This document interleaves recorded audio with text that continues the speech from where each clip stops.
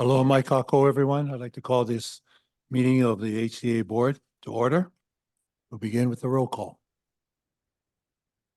Chair Hanneman, Present. mahalo. Vice Chair Paishan is excused. Member Agas, Present and alone. mahalo nui. Member Arakawa is excused. Member Ching, Here. mahalo. Member Iona, Present. mahalo nui. Member McCully, Here. mahalo. Member Minoru McNamara is excused. Member Miyasato, Present and alone. mahalo nui. Member Tokioka is excused. Member White, Present and alone. mahalo nui. And Member Zane is excused. You have quorum, Chair. Mahalo. I'd like to proceed now to our opening protocol. Maka. Mahalo, Chair. Aloha nui kako. Aloha. Mahalo. Eia no ka moena lauhala, our virtual lauhala mat for us to gather this morning. Last time we worked together seemed so far away, but not so far away. We talked about being prepared, being ready, being skilled, having the know-how and the know well enough to do something. Ikeia kakahiaka, this morning, I'd like to share a word, na anna. Hopili mai kako, na anna. Anna. Na anna. Oh yeah. It's Na hua olalo, or a word combination of na, to look, to see, and anna, kind of your ing. Na anna. Looking, in essence, a review or a checkpoint, an opportunity to look back at what was just accomplished, what you've been doing, and then set course for the next checkpoint. We see here on the va'a, the crew members checking and reviewing the knots, the rigging, the rope, asking each other questions about, you saw what happened? You saw what we did? Now, in the event that we might reach something, are we makau to handle it? The mo'olelo that we've been hearing about, that I've been sharing about, ke ka'awa pele I ha'awi ya kamohoali'i I ka ha'alele ana ya kahiki, about Pele and her ohana's ha'alele or departure of kahiki. This opportunity right now is to review or go back and check, why did Pele leave Kahiki? We know that Pele was born in Kahiki. We know that Pele's father is Kuaha'ilo and Haumea. And as Makua to Pele Honuamea, they knew that she was going to be kind of a powerful deity, a powerful Pele. And her uncle, Lono, gave her Paoa, a magical stick. Paoa helped Pele to kind of wield those powers that she had. Unfortunately, an incident occurred back home in Kahiki, and Pele was forced out. Now, how many of us here have older siblings? Okay, Mekai. How many of us here have younger siblings? So I have no idea how that relationship works because I'm an only child. But I understand there might be some differences of opinions with the older sibling and the younger sibling. Nothing different between Pele and her eldest sister, Namako Okaha'i. Namako Okaha'i, the goddess of the ocean, pursued Pele, chased after Pele, even though Pele left Kahiki with her family. And as you heard from the previous sections of this story, the waves were churning, the sea was rough and choppy. The sea being rough and choppy could be a metaphor for Namako Okaha'i. So this was the first section we went through.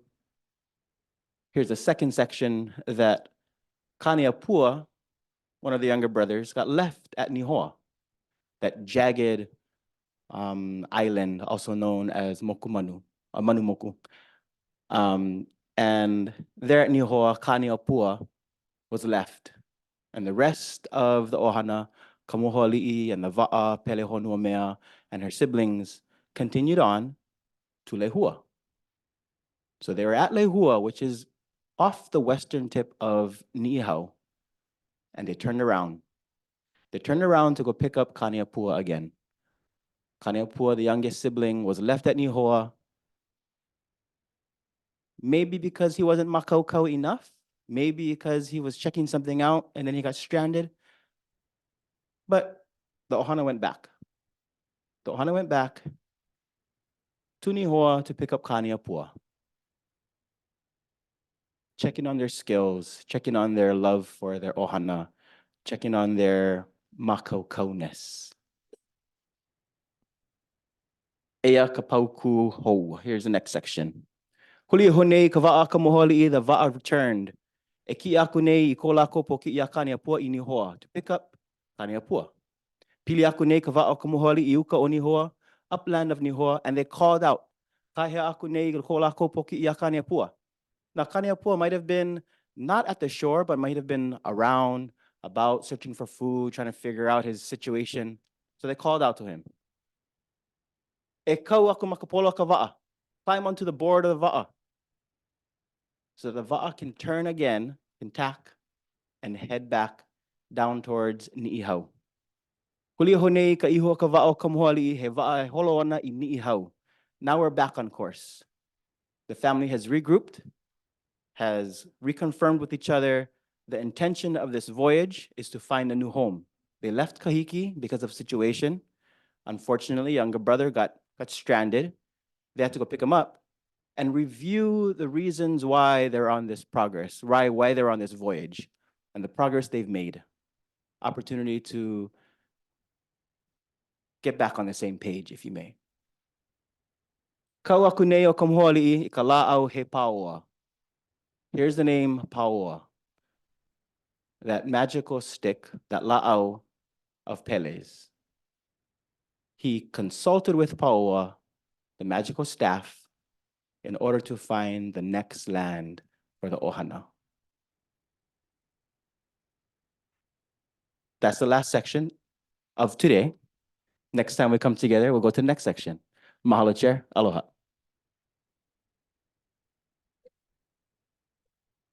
Mahalo to you too, Maka. Thank you very much. Does anyone have anything to report on any informational meeting or presentation not organized by the board? If not, we can move forward now to approval of the minutes. May I have a motion to approve the minutes of February 29, 2024? So moved. So moved by member McCully. Have a second? Second, Second Mahina. by member Tokioka. All those in favor say aye. Any Aye. opposition to or contrary? Aye. Minutes have been adopted. I'd like to move now to the CEO report. And I want to welcome member Arakawa and member Tokioka also this morning to our meeting. Oh, and our vice chair, Mahina, member Dorte. Aloha Board. You have in your packet our full written CEO report. We'd like to do a couple of highlights. Ilihia is going to pull up quick slideshow.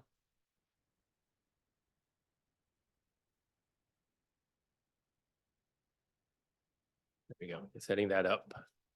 It's been a very busy February and into the beginning of March. Of course, we've been at full speed in the legislative process, as well as working on, as you were introduced last month, the Makauko Maui project, and working on some of our other brand initiatives and getting started for a full busy spring and summer in terms of our marketing. Oh, go ahead. We'll start with we have. And just to recap, I want to put this up every month so that we have where we are as the organization itself. You know, in this year, we're using our marketing to recover demand to Maui. Of course, the main target markets are the US and Canada, and the board has already approved, you know, additional resources for that. And during the brand meeting, we also had some updates from the US market. And going forward into next year, it's managing the destination through island destination management action plans. We'll continue to do that, but we'll focus on that, especially with the organization having additional resources for destination managers, so on island representation.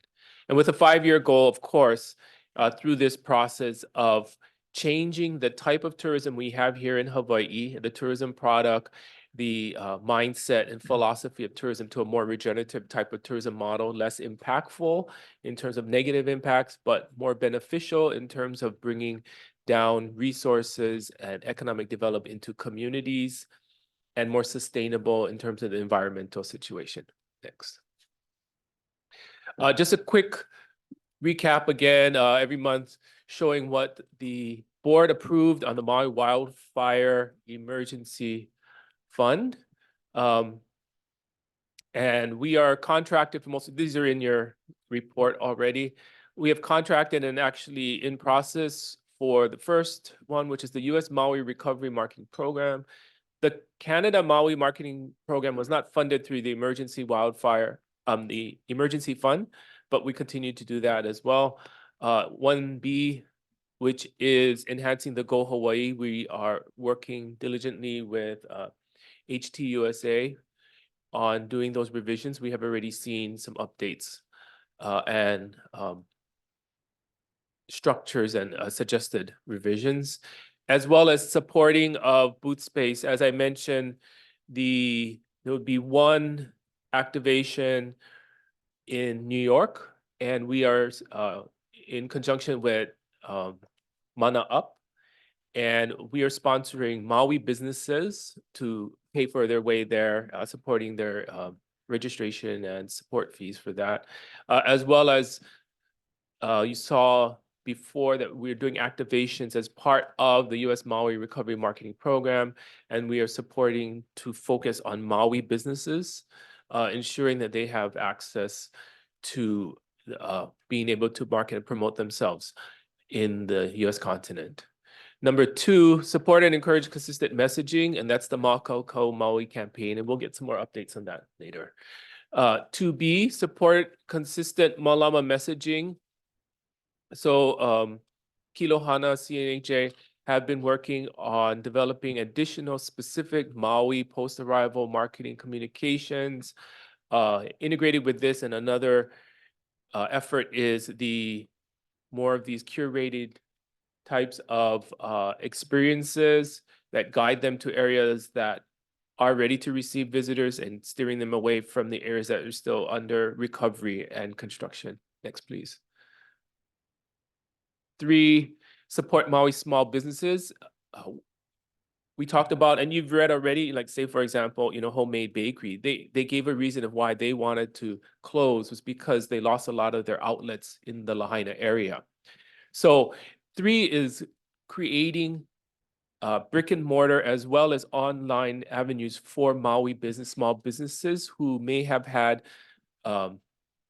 lost their ability to sell product in Lahaina that we create. So we're working with the County of Maui as well as CNHA on creating a brick and mortar location where businesses on Maui can promote themselves and sell their wares, as well as tie it into online events such as the Makeke. Number 4 is expanding tourism product. We talked about the efforts that we're doing in the Maui recovery from the US market, as well as developing and supporting more Maui businesses through technical assistance, capacity building, and some of the funding that we have already had in the community funding area.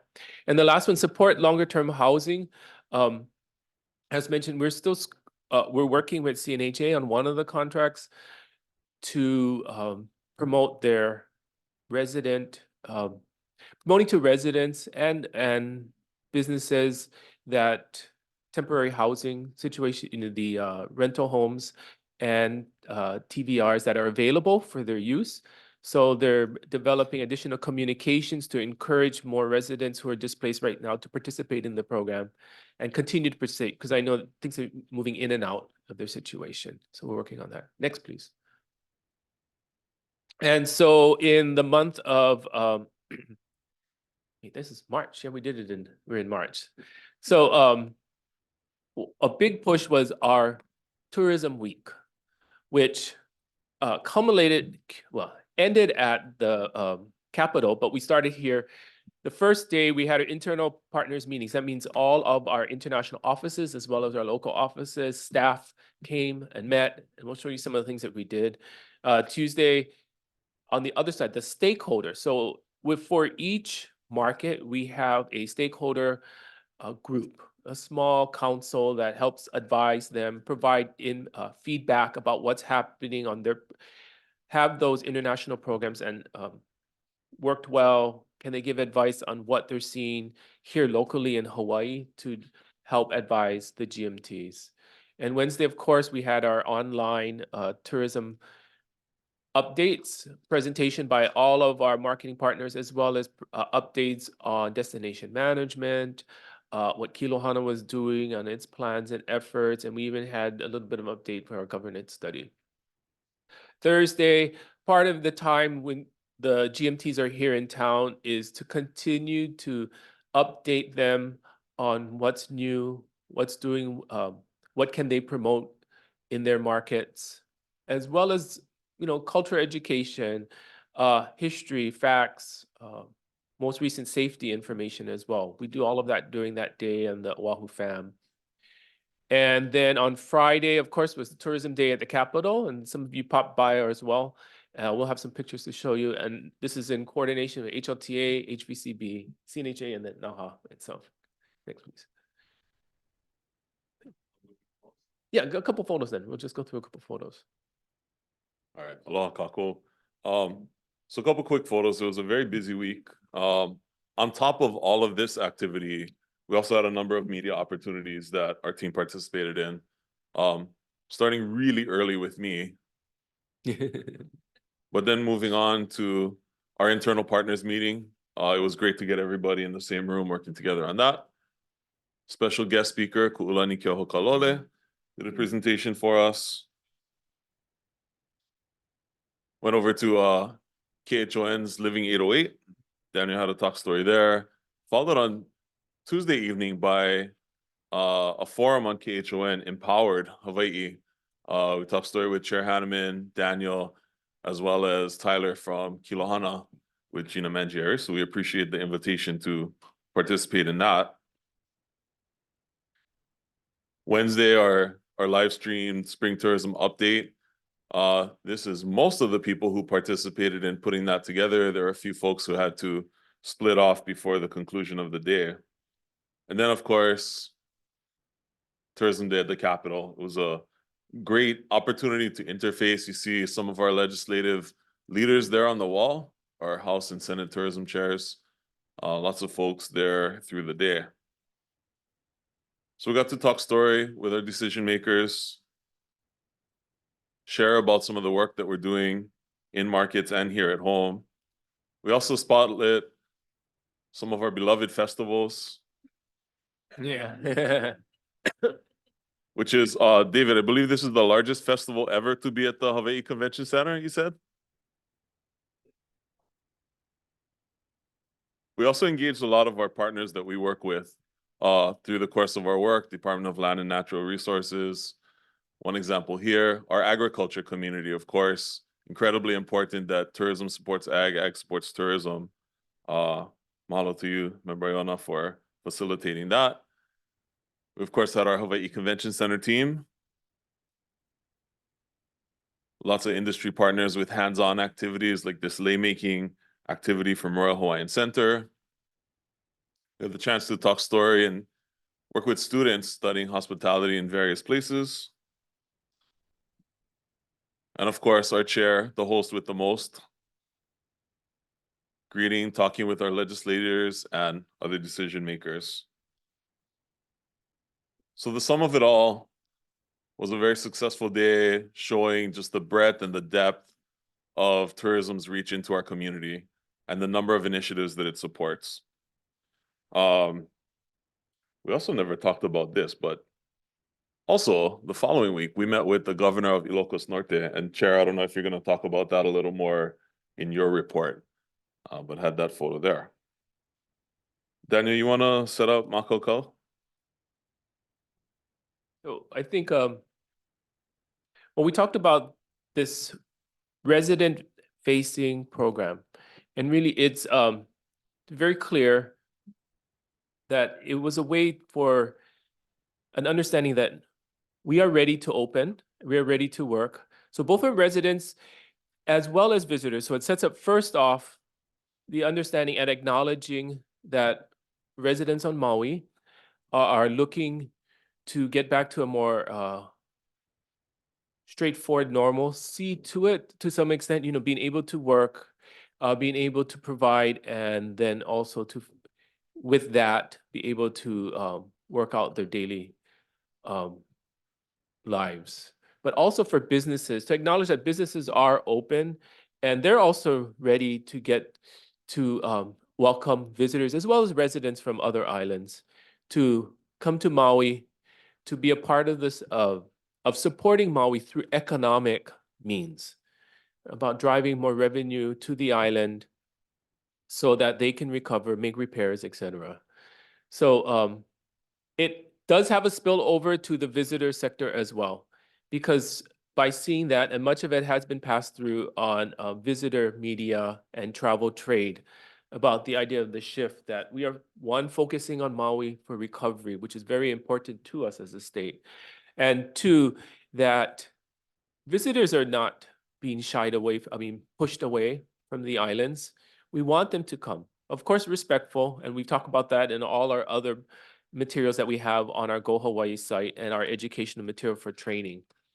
But Makoko, we are ready to get started. And from this, we will then move into our full-blown marketing of the destination to the visitors going forward. So we have a couple of clips, things that have happened, because we already saw some of them. Yeah, we're going to skip the clips for time, but just as an example, beyond the placement of the Makoko spot proper, there have been a number of media opportunities related to this.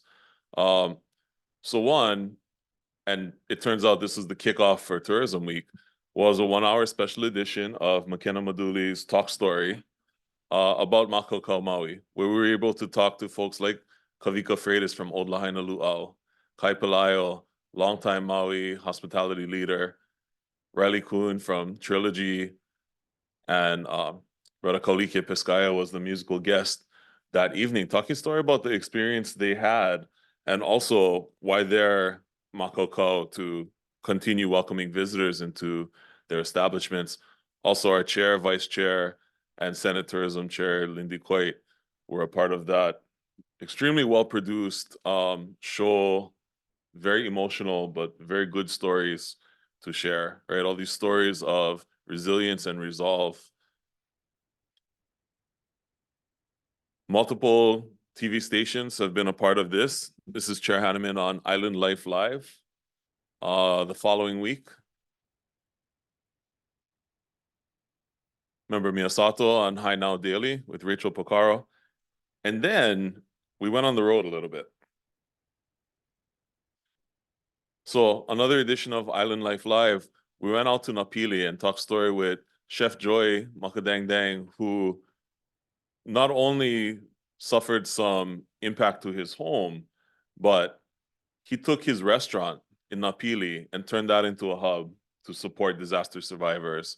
He had 20 people sleeping in his dining room. His kitchen was open for his team and other chefs coming in from elsewhere to use, just to get that feeding going out in the parking lot of the shopping center there at Napili. And Member Ching, some of his team went out there as well to support that effort. We talked story with this handsome bugger as well about some of the impact, some of the experiences of his team, but also the importance of getting back and reopening and continuing to support community in that way. Talk story with Council Vice Chair Yukile Sugimura about the importance of supporting not only Lahaina, but all the many small towns all across the island of Maui. Like Wailuku, that was inside Iao Theater. Back to Rachel on High Now. For Culture Week, we'll be featuring Kale'ue Ko'olani and some of the work that she's doing out at Grand Wailea. They just opened their new spa, and since the fires, they've been really supporting with their capacity to host groups, MCI groups, as well as individual travelers. And then the High Now team did a live show from the Westin out in Ka'anapali. Talk story with some of our Makakau ambassadors, like Sarah from Maui Ocean Center. And we also got to meet Auntie Nora, who, Member White, you know very well. She speaks very fondly of you in her interview. But as a longtime educator, as a mother, grandmother, Lahaina community member, she talked about the importance of the visitor industry as part of the fabric of the West Maui community. So I'm going to skip her clip for now for time, but all in all, it was a very ambitious live show there in the lobby. It happened to be General Manager Josh Hargrove's birthday, so that was an extra slice of celebration. All in all, this is just part of the work that's being done on the Makakau Maui campaign, with more to come, and mahalo for all the support in that. Back to you, Daniel. I just wanted to say the paid media goes to end of April. But of course, there's continued work, social media, trade has picked it up. So we answer questions with that and provide them with more additional information. So it's, but in terms of where we draw the line and moving on to the next work ends in the end of April. So I'd like to turn it over to the chair to talk a little bit more of some of the things we already brought up and talk a little bit more about our marketing campaigns going forward. Mahalo, Daniel.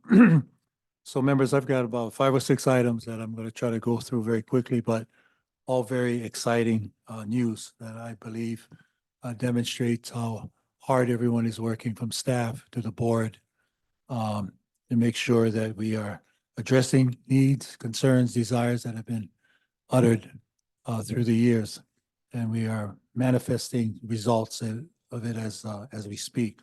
First of all, thank you to all of you that participated in Tourism Week, and especially on Tourism Day.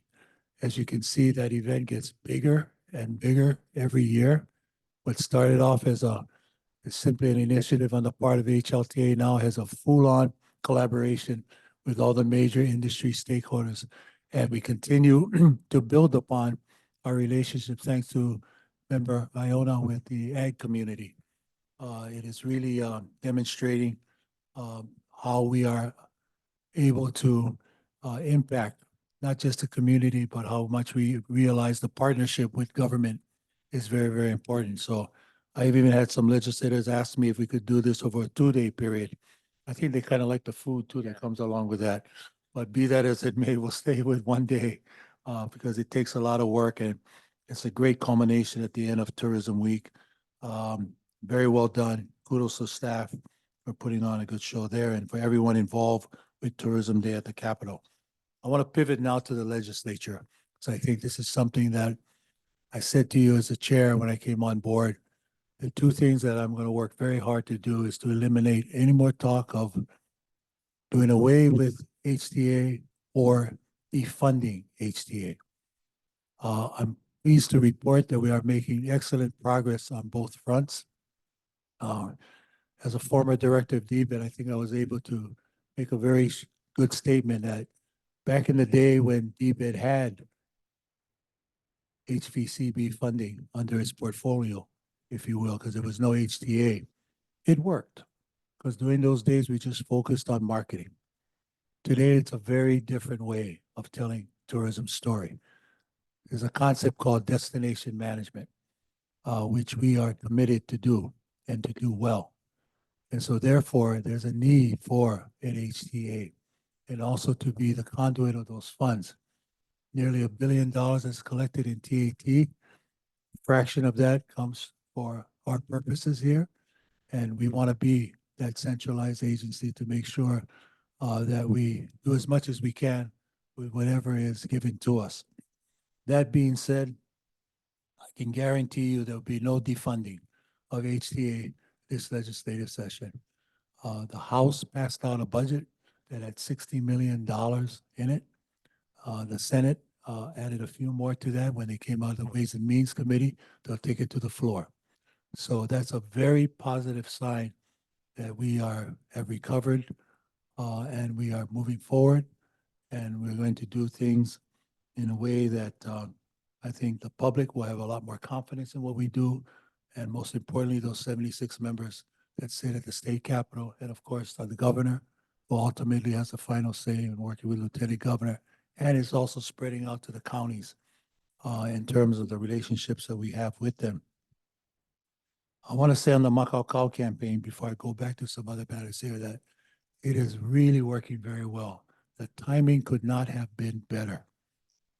One person on this staff that doesn't get enough credit for working with me to line up all these things here is Caroline. I wanted to say mahalo, Caroline, for crossing the T's and dotting the I's.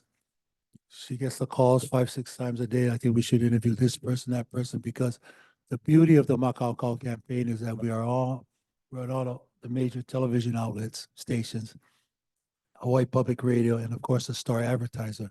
And then there's additional interviews, additional coverage that Ilihia had laid out for you.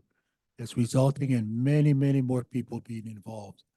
And that's great because it's not just HTA saying the time is ready to open up Maui.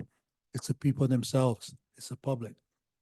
And therefore, there's been over 120,000 media views that have come as a result of this. And a full report will be coming from our contract. In fact, Dan, I'm going to talk to you. I think there's enough money to go into May. I think this is going so well. I would like to continue it. I tell you how well it's going. I run into Mayor Bisson at Mayor Blangiardi's State of the City. First thing he says to me, and we both looked at each other, he goes, Makau, Maui. So when the mayor is saying that, you know, we're striking up a real good chord there. Back to the measures at the legislature. Very pleased to report too that the initiative to codify destination management within our responsibilities is also progressing very well. And that's an important piece of what we do, because that should resist any temptation in the future by anyone suggesting that they move funding it for destination management purposes to another department or agency. I think that's important, and that's moving forward. I like the fact that the naming rights that Terry Orton has been wanting all these years, that appears to also be moving. And a lot of these things happen because as I'm there with Daniel and we're getting the latest intel, and when we call people to come forward to do additional testimony or that you're there, and that Terry has been doing that every time we said, Terry, if we think we need additional supported statements here and the like, and she's been able to do that, and that's moving very well. Workforce development. Daniel and staff have put together a plan with Caroline that I'm reviewing that I think you'll be very pleased with. And this is going to be a major part of what we do. We need to address this. And there's a bill at the legislature that I'm very happy to support that provides for paid internships for the tourism industry. We've never had that before. State Department of Labor, they do a good job, but basically they're focused on government jobs, agricultural jobs, healthcare jobs, tech jobs. Tourism is not at the table as much as it should be. So we began this effort a couple of years ago with HLTA. It's now come full circle where we have Department of Education, Educational Institutions of Higher Learning, Department of Labor, and the legislature. This is being championed by Senator Dela Cruz, where we really believe it'll go forward and it'll complement what we do with Climb High and Lay every year and reaching down into the high school level to start educating our young folks about the beauty of entering tourism. So that's going to reap benefits for us as we go forward. So things are going well at the legislature, but you know, it ain't over till the hula meeting gets up at the luau and dances the last dance. So we're going to keep doing our work all the way to the end of April. But I'm just pleased to report that things have never been better. The vibes are good. And again, appreciate all of you are doing your part. I know many of you are talking to members that you know and helping us make the case that things are very different now. We want to move forward and we want to be not the Hawaii tourism afterthought. We want to be the Hawaii Tourism Authority. Let me move to my next subject here, underscoring the importance of having large meetings, conventions, large gatherings here in Hawaii. I want to report to you the trade show that was done at the Blaisdell. It was called Hawaii Hotel and Restaurant Trade Show. Again, another example of why these meetings are important. Of the 300 plus vendors that came, more than half had people coming from the mainland for that. And I think that, again, that's why that's so important. Those are the kind of visitors, travelers that we want to come here. They're going to stay longer. They're going to be respectful. They're going to spend monies and help underscore that that's an important piece of our recovery. That's why it's great news how the convention center did last year, and hopefully with the naming rights that even put them in a stronger position to bring in additional revenues to help with operations and maintenance. We are always willing and ready to meet with foreign dignitaries that come to Hawaii, want to know a little bit about how their markets are faring with us, and most importantly, what they can learn from us. So we always say, you know, there are things that we have done very well, and there are things that we still have to do better. And so the most recent example was the governor of Ilocos Norte, Governor Marcos Manitok was here. And even though the Philippines is a very small segment of travelers from Hawaii, this is what is important. The largest ethnic group in the hospitality industry are members of our Filipino community. And many of them have ties, and many of them are here to send money back home. So whether they're a large market, like folks from Japan that come here, we're always meeting with them, or a small market, I like the fact that HTA is willing, ready to be able to help, assist wherever we can. So he had lots of ideas of how he wants to improve interaction with us. And we certainly are very willing to move that along. So members, all in all, it's been a great and busy month. I thank all of you for helping. Thank you, Councilmember McCully, Councilmember. Member, I just promoted you, I think. I'm looking at David, I'm thinking of the city. Thank you. Thank you, Member McCully, for heading up our government affairs. And thank you, Member Iona also, for her close interaction with many members of the Senate. That's all been very helpful in our effort to move this along. In closing, I really want to single out many members there at the Big Square building. Obviously, we work very closely with our subject matter chairs, Sean Quinlan on the House side, and of course, Linda Coyne on the Senate side. And we always are touching base with Senate President and other members on the Senate and on the House side, of course, always open lines of communication with Finance Chair Yamashita. But the two individuals I really want to single out, they've been very helpful to us, Speaker Psyche and Ways and Means Chair Dela Cruz. Folks have an opportunity, please let them know how much you appreciate what they're doing to move the needle, change the perception at the legislature of how we want to do a better job at what we've been tasked to do. This is the #1 industry in the state. There's no other industry that comes close to providing the jobs that we do. And we're always the big target for folks that want to take money from us or put additional taxes or fees on us. So you need a Hawaii Tourism Authority to guide that ship, to make sure that everybody understands we're always going to be transparent, we're going to be open, but at the same time, if we need to present a case that may differ from time to time, it's not going to be one of those things where the door is shut and we don't talk to them about anything else. Life doesn't work that way. So in areas that we agree, we're going to agree. Areas that we may have a different point of view, the door is open to see where that middle ground might be. So that is my report from the board chair today. We now move on to, let me put it, any questions from members? Sorry. Could I just make a comment? I cannot tell you, I guess maybe some of you don't know, but I was on the island of Maui for over 28 years. So I got a lot of calls about the Monkey Call program, and I do want to tell you that it was summed up with hope. That was the message, what it brought was hope. And continuing to get such great feedback from the community, people that you filmed that were family members. And they felt that being able to be part of the discussion and knowing what you're doing is able to give everyone a sense that they understand still some of the challenges that you're having, that the government is having, but in the aspect of what the warm and caring part, the hope part, the opening of the mall, and the butterfly farm you did, and having Trilogy, those are staunch areas where our families all went to take visitors, as well as the appreciation of both. But when the employees got to go back to work in Lahaina for the luau, the talk and chatter was there's hope.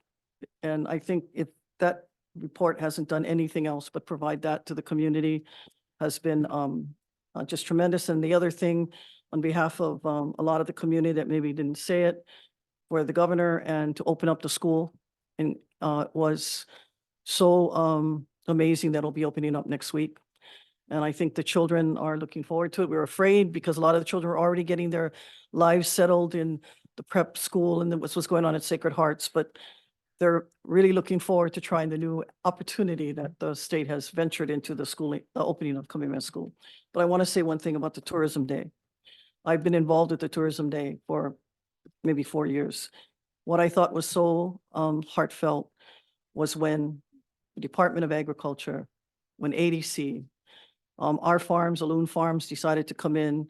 And I have to give a shout out to Greenpoint Nurseries. Eric was so gracious because, as you know, agriculture, what we try to do is every year we support a different island. So last year we did the island of Maui, and we brought in Protea.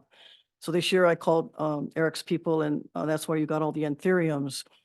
But Eric himself wanted to see that his presence and the flowers really did make a difference, and I told him that it did. Flowers are always nice for women. We like to see flowers all around the place. So he was very grateful to be part of that. But again, it brought us all together, from the Kauai cookies to the vegetables and all that we gave away. I want to make one other comment. We decided as farms to bring in another aspect that we do, and we provide what's called Fresh Aloha Direct. We understand that hotels don't serve strawberries and blueberries and all of that. So we thought we'd do a cutting edge statement, and we brought Aloon's Fresh Aloha Direct, which had blueberries, and we gave it away to a lot of the staff and people who came. It wasn't that we don't support locally grown. We want to support all agriculture and the hotels and our restaurants that do serve a strawberry every now and then, and to know that a farm organization does have that aspect. So that was what the message was. It was not to take away from our heart, which is locally grown food, but it was also to let people know that we have another aspect of our agricultural industry that we need to support. And I wanted to clear that aspect up because I got a lot of questions. Why did we only support? We should have supported all locally grown. But to have the Farm Bureau and everybody there supporting that whole message, that agriculture is everything. And that, again, I'm not trying to give a Luna commercial, but they do have that aspect which we buy. And we support that in projects that we do. But I do want to thank you and Kuna and everything that you have done to provide the hope to the families on the island of Maui. Thank you for, this is the best program I think that has ever been done for this crisis. Thank you. Thank you, Member Iona. Before we move on to I'm sorry, Member Arakawa. Sorry. You know, on behalf, I think, of the entire board, we'd like to congratulate you, Chair Hanneman, and Mission Naho'opi'i for that tourism week, a successful tourism week. And just a couple comments. Actually, this is the third or fourth time, you know, I'm suggesting this, but perhaps, you know, these internal partners meeting, industry partners meeting, great slide, the Oahu fam tour. The board is not invited to any of them, right? And for several times, whenever we have these, you know, I made the suggestion, and perhaps, Mr. Chair, you can follow through on that. Interested members of the board should be able to attend and meet the industry, meet the internal partners with the staff. And the FAM tour sounded like it was very interesting, so that's good, and it was on Oahu. But perhaps we can rotate and do neighbor island FAM tours also, and invite and have our neighbor island board member there, and any board members who'd like to check out what the tourism industry is doing. So congratulations on a very successful tourism week, and you know, maybe the board can participate more next time around. So thank you very much. Point well taken and duly noted by our president and CEO. Okay, I just want to make a couple more comments. You know, Governor Green has been going to Japan a lot, and I would like members to really defend the importance of those trips by a governor to our most important international visitor market in terms of the numbers of people that come here. This idea too of having this pre-clearance center processing there at the airports is a wonderful idea that will really kickstart tourism from Japan in a major way. So I'm always very supportive when people say, why should he be leaving in the middle of a legislative session? Well, you know, we need to bring that market back. And this is all about follow up and follow through. And believe you me, as someone who has worked with Governor Ariyoshi, Governor Waihee, I've seen how important it is when the governor actually of the state of Hawaii actually shows up in Japan, thanking them for all their past help, but also encouraging them to return. The second thing I want to say, and Daniel alluded to it, is these campaigns that we're doing to help bring tourism back in a major way, whether it's our Japanese partners and Eric Takahata doing the Yapari message with Beautiful Hawaii, or this Makau campaign, really sets the stage for what Jay Tower and Tom are working very hard at HVCB, is to have a message that also will basically parallel what we're doing now, being much more encouraging of visitors to come. The Malama campaign has been great. It's worked well. But if you notice that everything that's being done now, there's elements of Malama in all of them. The Makau ads, there's Malama that rings through all those ads. Same thing with the Beautiful Hawaii campaign and so forth. So I think you'll be pleased. Chair Miyasato will speak to that before the board at a future meeting, but we're just beginning to see some of the things that are happening there that is going to be not only resonate with us as a board, but certainly our private industry stakeholders who have also been coming back to us and asking us, is going to be some different kind of messaging going out and so forth. We're going to maintain that has worked because Malama has worked. At the same time, we recognize that people need to be encouraged now more than ever to come and visit us. And it's by the people who are in the industry, people who live in our communities that are going to be saying those strong and uttering those strong messages of invitation for people to come back. So I just wanted to underscore that aspect of it before we move to number 8, which is an update on the services for destination stewardship contract by Kilohana. Chair, if I might just sort of preface while Tyler gets settled. Aloha members, thank you. Good to see you all again. I just want to point out that this will be in your handout packet, which is the separate one with the binder clip. And it's the first presentation that looks like this. I just want to clarify a couple of things before Tyler gets started.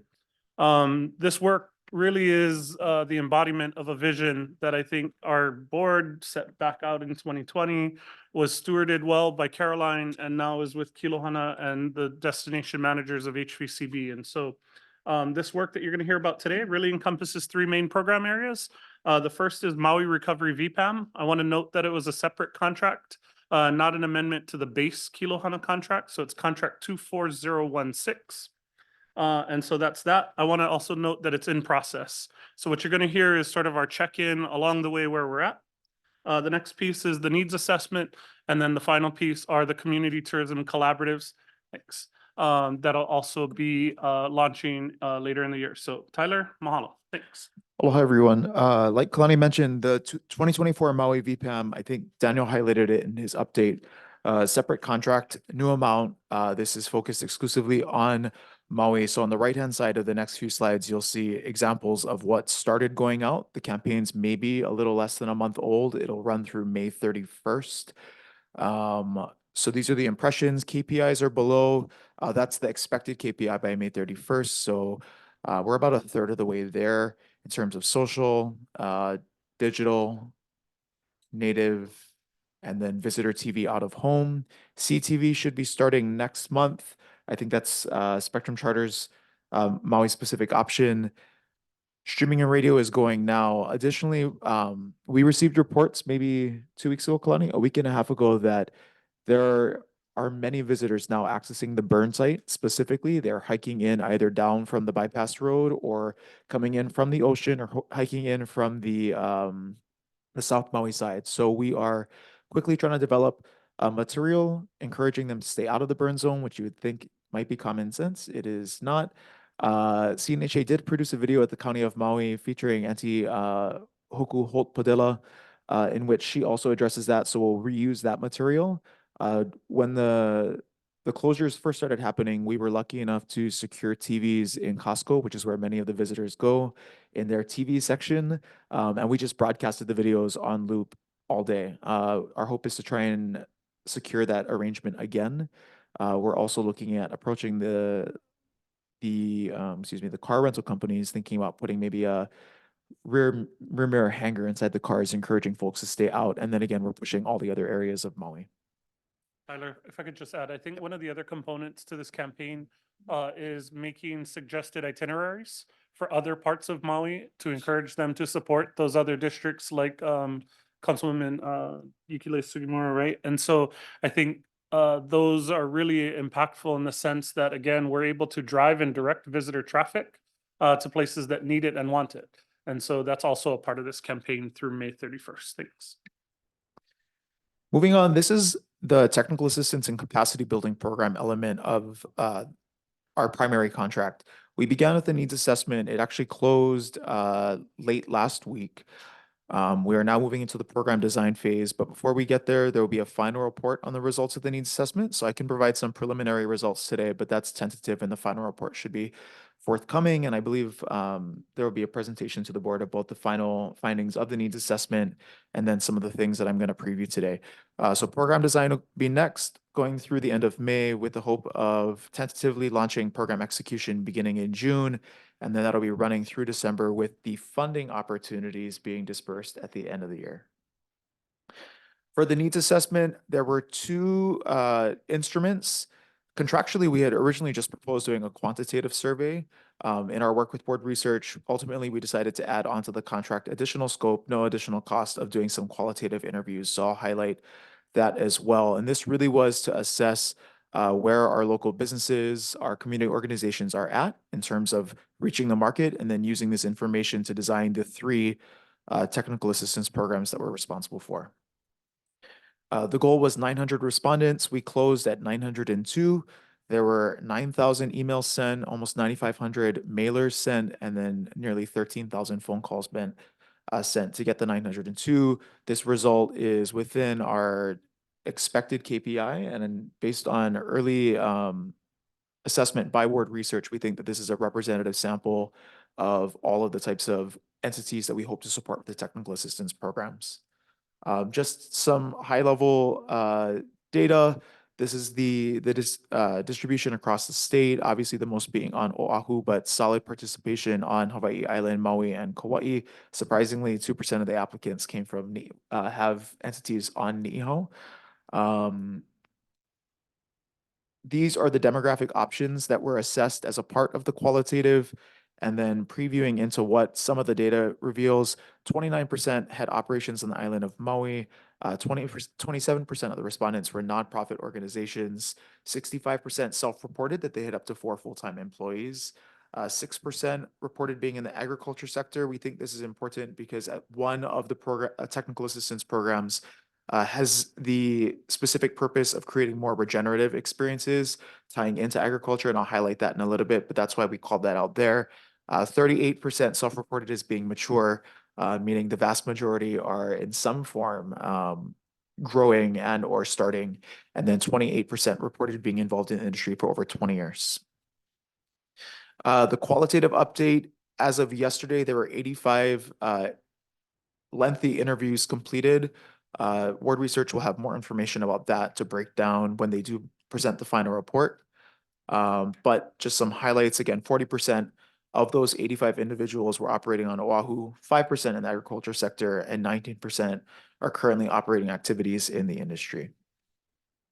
So I'm going to go over the tentative road plan for the 3 technical assistance programs. This is not set in stone. This is what Solution Specific and Kilohana worked on in advance of the results of the needs assessment. The needs assessment will now better inform and reshape the 3 programs. So foundational technical assistance is really meant to help small businesses scale. So whether they are already in operation and mature, or they're an operation seeking to grow, or they're looking to establish themselves, this program is ideally designed for them. Sample business would be, in this example, Solution Specific highlighted a Native Hawaiian Wahine-owned business who makes lei and wants to get started selling lei. Oddly enough, we just had someone approach us 2 days ago about getting a lei business started. This, of course, is very important for those who don't know. It's being reported that 90% of Hawaii's lei are now imported, and as a result, our flower growing operations are on the verge of collapse, which means our local lei industry will face some very rapid changes. And so we know that not only from the needs assessment, but from unprovoked outreach from the community, that there is a great interest in seeing our flower farmers succeed. Program details will be announced in the next few months. The structure will be 8 in-person and virtual community workshops. Possible curriculum inclusions include marketing, finance and insurance, social media, grant writing 101. We had originally envisioned doing funding opportunity best practices for the Umeke platform. We think that better ties in directly with Umeke versus here. And so instead, there may be some opportunity to provide merchandising support or support to other events. And then there was some interest based in the needs assessment about starting a nonprofit coming from our for-profit side. So we may provide some background on how to do that. This is a really, really tentative calendar with program and marketing design beginning this in the next few days. Marketing campaign launching mid-May with the applications opening in mid-June, and then the selection and awards happening in September, running through December. The second TA program, community stewardship, I think really generally and quickly, we've often likened this to replicating the model in Ha'ena. Huio Malama Aina is a really great example. Here it's referenced by Solution Specific as Turtle Beach, also known as Kalani. Is that Laniakea? Not Laniakea. Turtle Beach. Proper name. Maka, what's the correct name? Kukaiohiki. Mahalo. Mahalo. So really, this program is designed to help community organizations who identify a specific impact from the visitor industry impeding in their communities, traffic in this example, and then empowering them to be able to address it in the same way that Ha'ena did. So the cohort here will be fairly small, 5 to 7 community-based organizations, and each will be paired with a mentor who has expertise in the problem issue, a strategist who will be there to help them design the problem-solving plan, and the coordinator to help them manage it. We envision this being a 12-week program. In addition, the curriculum will include universal capital improvement sessions, and then other tailored sessions depending on the geography and the problem area. We also hope to host in-person panels with representatives from DLNR as an example to help make sure that the public sector access to government that bridge is established. And then at the end of the program, there are funds allocated under this contract for funding opportunities. Only those individuals who complete the cohort programming will be eligible to apply for the funding. Again, high level, this is about a month out from the foundational program. So marketing beginning in June, applications being selected and awarded in October, running through January. Then the final program is the Regenerative Experience TA program. I mentioned a little earlier, some of this will focus on agritourism, but also volunteerism. I know Aloha Farms was an example that we've used in building this out. They've grown mamaki tea for 3 generations. They're looking for additional labor. There's an opportunity there for them to build out a volunteerism experience. The cohort will be a little larger than the community stewardship. We're thinking 10 to 15. businesses, or nonprofits. 4 different cohorts. We're looking at different niche areas, so cultural practitioners versus farms, or experiences looking to improve their regenerative aspects. This will likely be an 8-week program.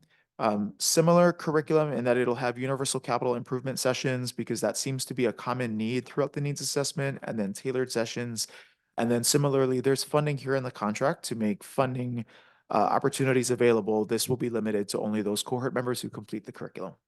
And just to conclude, calendar for that will be 1 month out from the prior program. So we're looking at program implementation in November of this year and completion in February. That concludes those 2 elements we wanted to highlight, and happy to answer any questions. Thanks, Tyler. Members, I would just make clear, so what you heard today are preliminary. We still have not finalized the final needs assessment. That needs assessment will inform the other programs that Tyler just described. So I just want to say this is sort of a, to use Maka's term earlier, na'ana. This is a sort of a mile marker, a check-in, a look at where we're at, but not final yet. Thanks. Question, Questions from members? yes. Member Oh, Ching. Yeah, thank you, Tyler. Just more of a, I guess it would be a question and comment. I kind of caught the little bit of the tail end of the comment based on people, accessing the burn zone. And I do like the action of, the material and all those things. One thing that I just want us to be cautious of is, is it systemic or is it one-off? And then not that the reaction is wrong, but that I just scared a little that the messaging gets out because it's so sensitive and it triggers people back to, oh, the visitors are out here just running rampant, which being there quite often, they're not. And with the burn zone now sort of moving inward and the access, I mean, we can go down to our site just about whenever we want. There's so much more mixture of residents somewhat moving into the fringes and all those things. So I'm just sensitive that we get this random message that just gets picked up somewhere and all of a sudden, boom, it hits social media and then we're back at ground zero of trying to build it back. So I like the action. I just want us all to be cautious of, and if there is systemic, call out and prosecute, do all those things, but just want to make sure that we just walk that tightrope. We'll be mindful. Other questions from members? Yeah, Chair, thanks. Thank you, Tyler. So in trying to sort out the information, because some of the information was surprising to me. For instance, and you commented that 2% of Nihao, 2% of the respondents were from Nihao. And, I have a friend who sits on a board of the Nihao entity, and we talk about population, how many people actually live on Nihao, 80, 90, or 250, but it's not 1,000, right? It's a lot are on Kauai.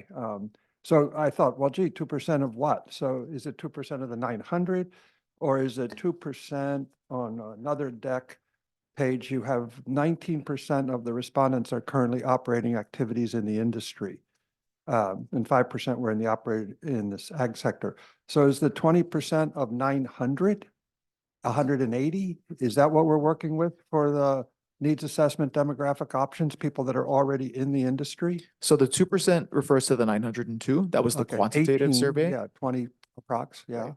Wow. The 19% currently operating activities in the industry, that was from the 85 qualitative lengthy interviews that we did. So not from the quantitative survey. Okay, so that was covered by that previous deck Yes. slide. So 19 were already in. So of this, the people that responded for the assessment, the Mhm. quantitative update, are all 900 of those to be assumed to be already in the industry? No, I just don't have the number in front of me, but no, the answer, not Some all of them are them. aspiring, Correct. right? And so then it goes back to finally, who were the 9,000 emails? What lists were you operating off of? We can provide that in the future update because we do have a data set that we can provide. Yeah. There are multiple contact lists. I think this, go ahead, Kalani. Sorry, the short answer, Jim, is we'll do a full presentation specifically on the needs assessment once it's finalized. Yeah. And we'll make sure to include these questions that you have in that presentation. We just wanted to give an update to you Oh. guys of where we're at. Okay, great. And So then- even yeah. some of this is still being massaged. They're still processing the interviews and different parts of this. So this is just literally a check-in. Okay, Yeah. and then refresh me and perhaps the rest of the board. What portion of your budget was this? Is this a significant element in the budget that we have with Kilahana? The needs assessment or The- which part? this- Sorry. Yeah, I'm sorry, this part of their destination stewardship. So the needs assessment itself was 222,500 Ah.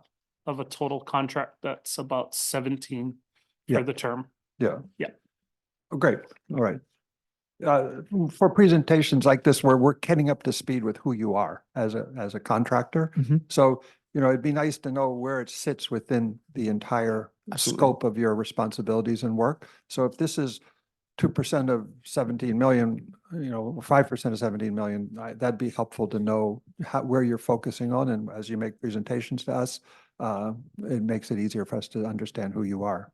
Great, I can do that. Thanks. Perfect. Thanks, Jim. Any other questions? If not, I got a question for you, Tyler. Let me just say again, thank you for Kilahana's participation with the trade show. That pop-up Makeke was a big hit, and thank you for being there all 2 days. Appreciate that. Second, so my question is this, specifically, and maybe you mentioned it, but are you contemplating, are you moving forward with the County of Maui and with HTA on developing a farmer's market there in Lahaina? So we were just awarded, right, Caroline, it's about $100,000 to create a marketplace for businesses that were displaced as a result of the fire. And so preliminary selection for a site was actually already in place prior to our application for those funds. So that should be being secured in the coming month, I would say. CNHA is matching funds because it'll take a little more than 100,000, but the idea is to create a brick and mortar Maui specific marketplace. Yes. Yeah. Okay, so, Mr. President, this is something I think is very significant. And I don't want this to be done just through a press release. I think because it really shows that we're working with the county. And we need to demonstrate that time and time again on Maui. We do a lot with the state because we're a state agency, but when we can demonstrate outreach with important programs and initiatives of the mayors at the county level. And besides, it's ag, and ag is huge on Maui, as our dear friend, Member Iona can attest to. So I also think, Member Iona, you ought to weigh in on this aspect. So when the disaster occurred, Kauai sent a lot of produce Mm. from the island of Kauai to the island of Maui. We would love to help participate in that farmer's market as an initial. We can partner with maybe Darren Strand, who is also the head of the Farm Bureau, and provide an initial statewide participation as a gift. We're not expecting it to be sold unless you want to do it for a nonprofit, but we would be happy, more than happy to send product from Kauai for the opening, if that's something you would like to do. Fantastic. We'll be in And touch. continue to do it. Yeah. Okay. What sites are being, do you have those sites? I do not have the site Okay. list. All right. And then I would just add for Makeke really quickly, the one that we had done at the trade show was actually done in partnership with HTA. Part of our contract is to create small regional pop-ups of the Makeke. As you know, it's traditionally an online platform. And so in fulfillment of our contract, the trade show Makeke actually was a result of funds from HTA. So we're grateful for that opportunity. And I think we have some ideas about how we can continue to expand that. We always got to touch base with Mr. Lahaina, okay? I'm just curious where, so we can be part of it. Why two? Okay. Why two? And we got locations, so. Great. We won't charge you a lot. Okay, very well done. Mahalo. Mahalo. All right, it's time. Chair, can I just make a Sure. comment? I want to say something because it all ties in. I need to tell you how great Sherry McNamara, why I'm sure she's not here, is Senator Hirono has been on the island of Kauai yesterday. And I think Sherry's traveling with her. And we're talking to a lot of the agricultural companies to join Senator at Hawaii on the Hill. And it's because that wonderful man at the end of the table is planning this beautiful Polynesian festival that had the Hawaii on the Hill move back. So a lot of the various vendors cannot make that change. So she's out on all our islands with Sherry and respective representatives to solicit more support for Hawaii on the Hill in June. So that's all part of this message of another board member out there really trying to promote more of getting the experience, because I know HTA is going to have a difficult time. But I want you to know that we're sending some new vendors that the senator and Sherry met with yesterday on the island of Kauai. And we've got a couple coming from the island of Maui, out of the box, never been there before, and quite excited. So here's Sherry out there doing all of this. And again, another message with all the great work Kilohana, you are doing, Daniel, and Caroline. So that's a nice thing to do. Anyway, wanted to share. Thanks. Okay, it's time for the Jennifer Chun Show.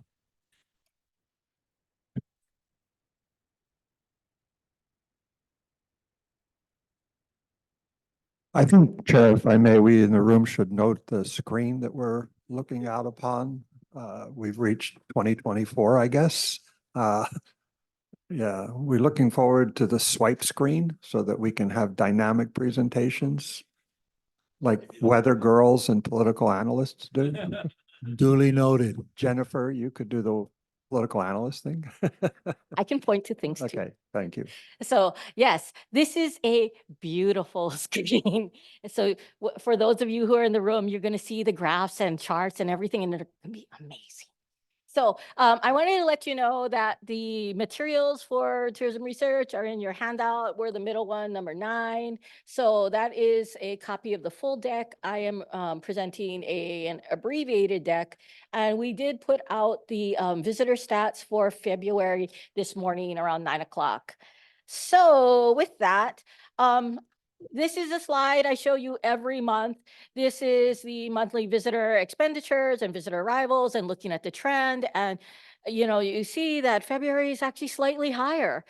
But that's an issue because February 2024 had one more day than 2023. So it's not directly comparable. So we then look at the average daily census about, okay, so how many people were really here on island during the month of February? And we do see that is down overall. So that's one of the things. And actually visitor days were down too. One of the reasons why we did get relatively strong visitor expenditures across the markets is because per person per day spending was up. But again, we always like to look at those gross numbers, but because that extra day is in there, it throws things off for February.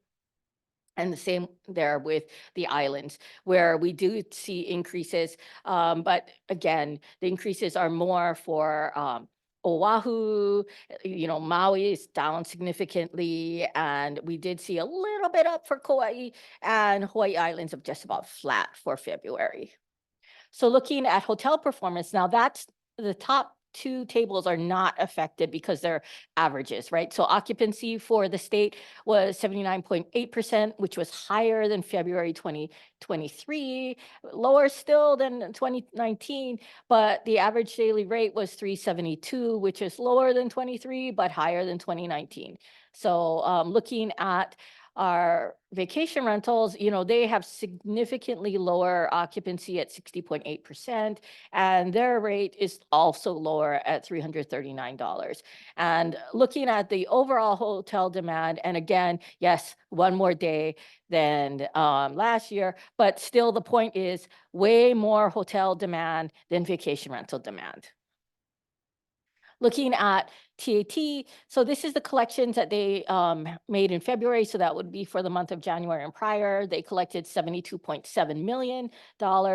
And this is, again, just what the state is collecting. I don't have what the counties are collecting. So that additional 3%, I can estimate it, but we've read in the paper, they're not always collecting what we think they should be collecting at the county level. So again, we see a little bit less that for fiscal 24 than we did for fiscal 23. So down 4.2% and down 24.4 million compared to last fiscal year. Jen, Yes. may I just interject? Sure. I think I would like to get a more definitive number of what they collected at the county level. Because what is particularly nettlesome for me is when state officials will say from time to time, it's only 10.25. right? So let's just raise it another percent. But in actuality, it's 13.25. Right. So it would be helpful, I think, to see how we can get, even if it's an estimate, so we can say and put it on the record every time we're told it's what's being collected. No, no, no. It's actually 3% more because the counties are taking and put that into how we report it out. Okay, I can estimate for you. So we started asking for the actual collections a while back, and only Hawaii County gave us any numbers whatsoever. And the rest of the counties were like, no. So if you have any Because influence, it's not going for tourism-related purposes.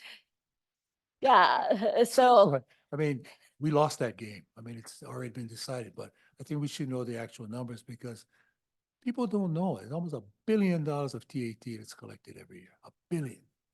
They don't know that. I think we got to say it over and over and over again. So when they hammer us for not doing more with other needs, we say, wait. We get a fraction of that billion. The rest of that money is going to county, it's going to the Right. state to fund other things that you're asking us to do. Right, and so the request for county TAT collections was made through the director's office. So for those of you who are friends with the counties and back there, can we get the county TAT? Thank You you. We would Jen? love to report that. Jen, perhaps we can ask, I agree with, I was gonna say Mayor Hanneman, we both worked at the county. And, that number is supposed to be in their budget as revenue, That's right. the amount that comes in at TAT. So that's findable. So perhaps we can talk to our AG, Mr. Nahopi, you can work with our AG to prepare a letter asking the budget directors, you have to CC the mayor, of course, budget director, council chair, council budget chair for that, and the auditor, county auditor for that number. It should be easily findable in the county budget. I agree with Chair Hanneman that that's very important information that all of us need to be armed with when the issue of TAT comes up and the additional 3%. And if I were the county, I'd rather agree with this request as opposed to what we've been talking here is that get somebody at the ledge to introduce legislation next session to say that that's how they're going to report things. I would love to make that chart. So thank you. Maybe Mr. Nahopi can do, yeah. Thank Yes, you. we'll follow up So with that. we'll do a written request. And Chair Hanneman, you can determine who it goes to, so. Thank you.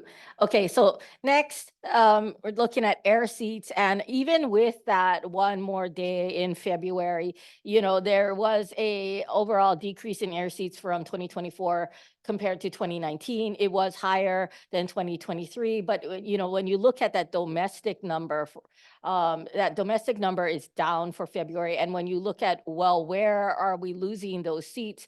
That was in Kahului. We also lost some international seats for Kahului, which means Canada. So if you look at March, that trend continues for Kahului and also April and May. And you'll hear from Jeffrey a little bit later, who will talk more about air service. Okay, so looking at some of the market trends. So I've been presenting to you for months this Skift Travel Health Index, and they decided that 2019 was no longer the benchmark. And that is true because tourism has recovered through a lot of the globe. And so if you saw what I was presenting for the spring tourism update, most of the world has recovered except for Asia, right? And so they at Skift are no longer benchmarking to 2019 anymore. They're now doing a year-over-year benchmark. And so the good news is that this is showing through 2023, the last half, and I mean, it's above, but we'll see how this measure goes as we move forward. Okay, looking at January for the US as a whole. So, they are showing that they had better spending than 2019. They had more air passengers, but overseas arrivals continues to be down by 17.3% for the US as a whole for the month of January. So remember, US Travel Association is always like on a 2-month lag. So we're on a 1-month lag and they're on a 2-month lag. So there's more goodness and charts and dashboards in your full packet. Looking at forward looking, so looking at all the markets, and again, Blue is the current period, green is pre-pandemic, and you can see here we are behind going even through August for all the markets in the world. United States, little bit closer for the summer, but still trending behind. And again, with the decrease in air seats, as a member Miyasato said last month, just because you have the seats doesn't mean people will come. And then Japan, here's the look at Japan, a little bit better for the summer. Canada, again, better in the summer. And Korea, they're the closest pace out of all the markets. So in the packet, there's more. I also have Australia, New Zealand, China, and then I added Europe for our friends overseas. So that's it. Any questions for Jennifer? Members on screen? No? Okay, Jennifer, well done. Thank you very much. Thank you. Now move to the next item number 10 on our agenda. Presentation discussion on air service development, Routes America. Eva, please introduce Jeff. Mahalo, Chair. Aloha nui kako. Aloha.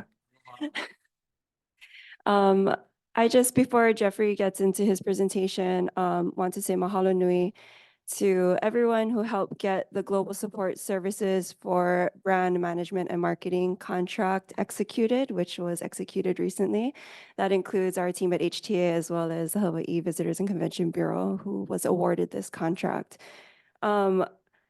This contract in particular helps with the development and management of website and app, Go Hawaiʻi, and all of its associated landing pages. Social media tools and resources, including the Knowledge Bank or Digital Assets Library, market insights and air route development, which Jeffrey will help to talk about in more detail in a little bit. But I did want to highlight some important names associated with this contract, and that is Project Manager and Senior Director of Digital Marketing, Kara Imai, who isn't here today, but she will be leading this with support from our Senior Vice President, Chief Marketing Officer, Jay Talwar here, along with Jeffrey, who is our Senior Director of Marketing Insights and CRM, and Susie Kim, Director of Content Development. There are many others on the HVCB team who are helping to support, and there will be a lot of collaboration moving forward. We already started that process, as Ilihia mentioned, at our Spring Tourism Update internal partnership meeting, where we were able to meet with our global marketing team and get some feedback, some challenges, needs, a wish list for how we can move forward. And beginning in April, we will start with training and maybe a refresher for most for how to use the tools and just strategy moving forward. But yeah, I would like to turn the mic over now to Jeffrey.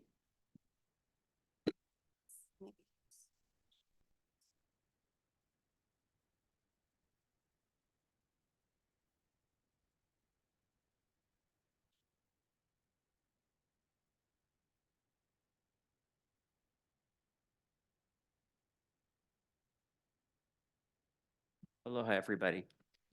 Just wanted to give you an update of what I have been up to as it relates to air service development. Been prior to the execution of this particular GSS contract, have had the responsibilities, obviously, of talking to our carriers in conjunction with our international GMTs for those carriers that are in market. They have really great relationships with them, and so we all work together, including the brand managers that are respective of those markets, as well as our community members, whether it's hotel attractions or other entities. Now working, having a great relationship with Ford at DOT airports, as well as, and Jimmy and his team, when appropriate, Daniel and I attended a meeting as it relates to Japan a couple months ago, Kobe. International, or getting international airport status. So we had a meeting with them. But just to highlight, I was in Bogota, Colombia last week, and where I was attending Routes Americas. And Routes, for those of you that don't know, Routes is bringing together the carriers. It's regionalized, so this is of the Americas, so it's North and South America, as well as Europe, some Asia. Routes Asia was just a couple of weeks prior, so they had less attendance from there. But talking to the carriers that either are serving your destination or those that a destination is courting, as well as airport authorities that you have significant lift from, you would meet with as well, and I'll go through that in a second.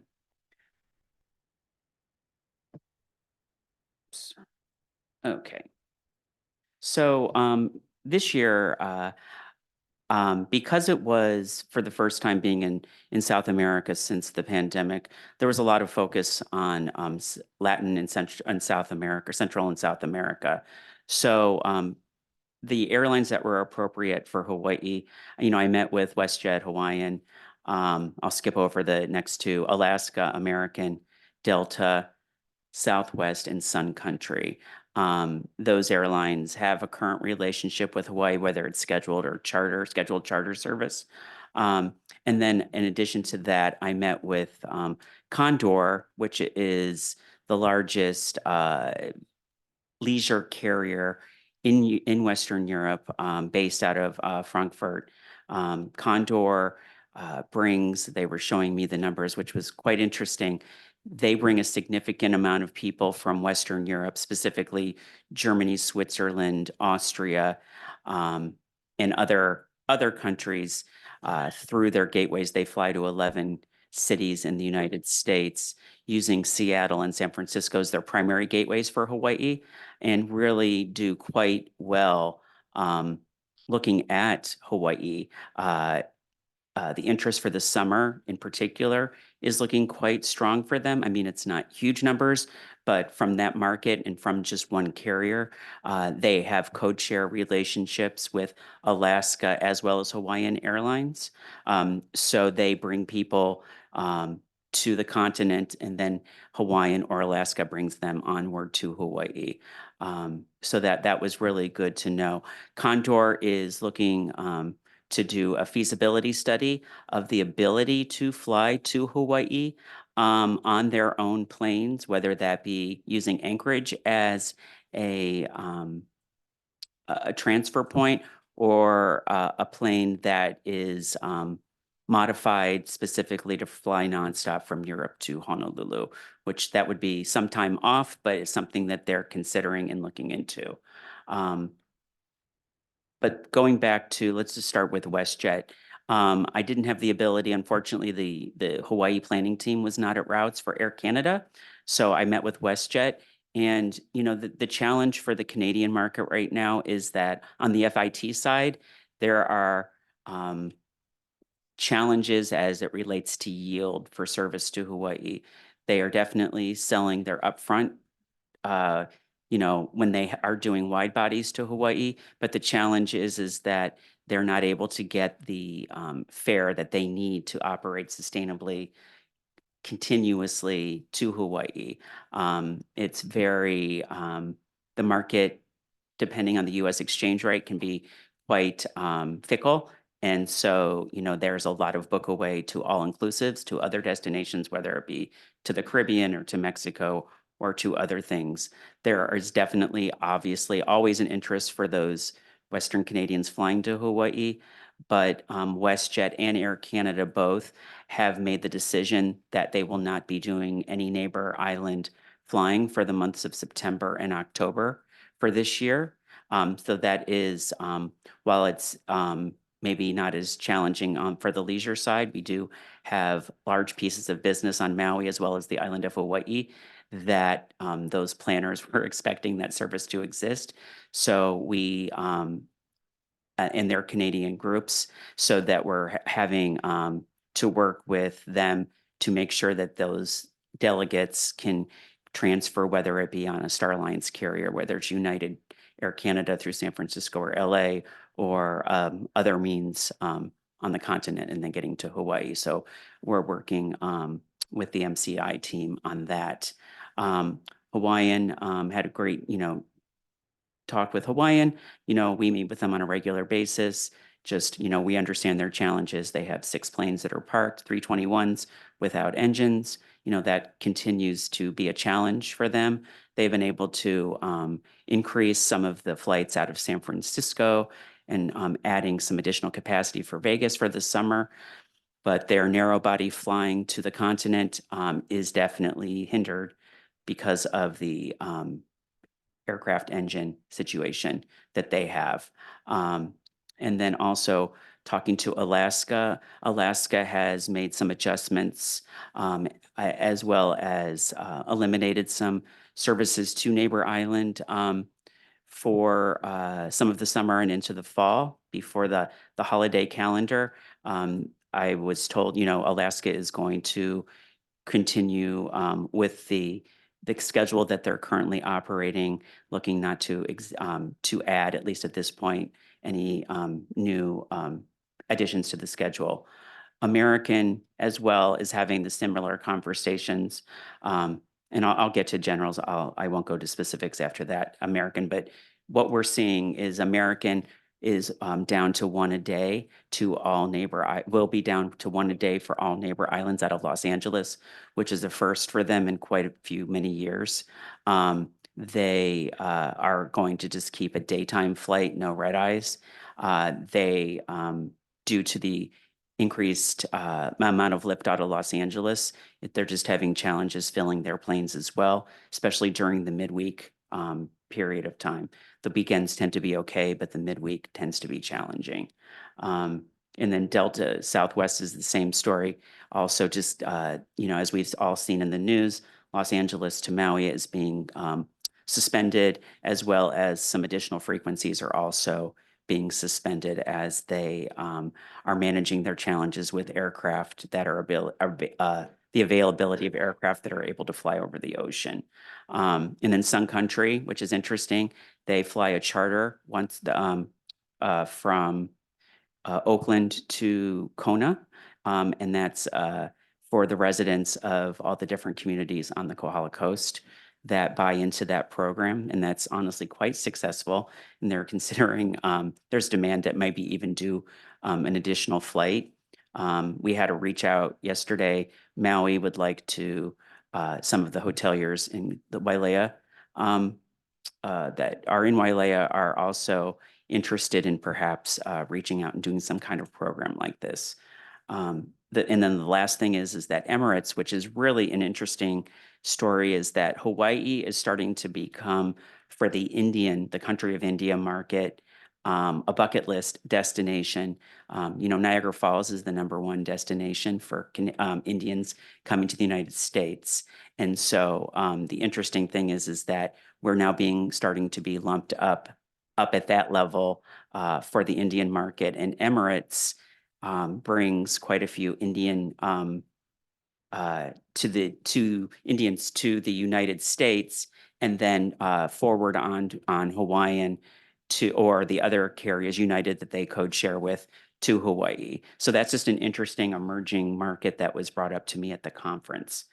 And then just real quickly, talking to many of the airports, talking to one in particular in San Francisco, what we've seen and what we're working on in terms of saturations and other things that Jay and his team are working on. San Francisco Airport really had some interesting statistics that the Mexico market post the pandemic Mexico has grown 40% in terms of originating passengers out of the San Francisco airport since the pandemic. And so that's, the evolution of the market, whether, and then also the relocation of residents out of that market to other parts of the United States as people were able to work from home.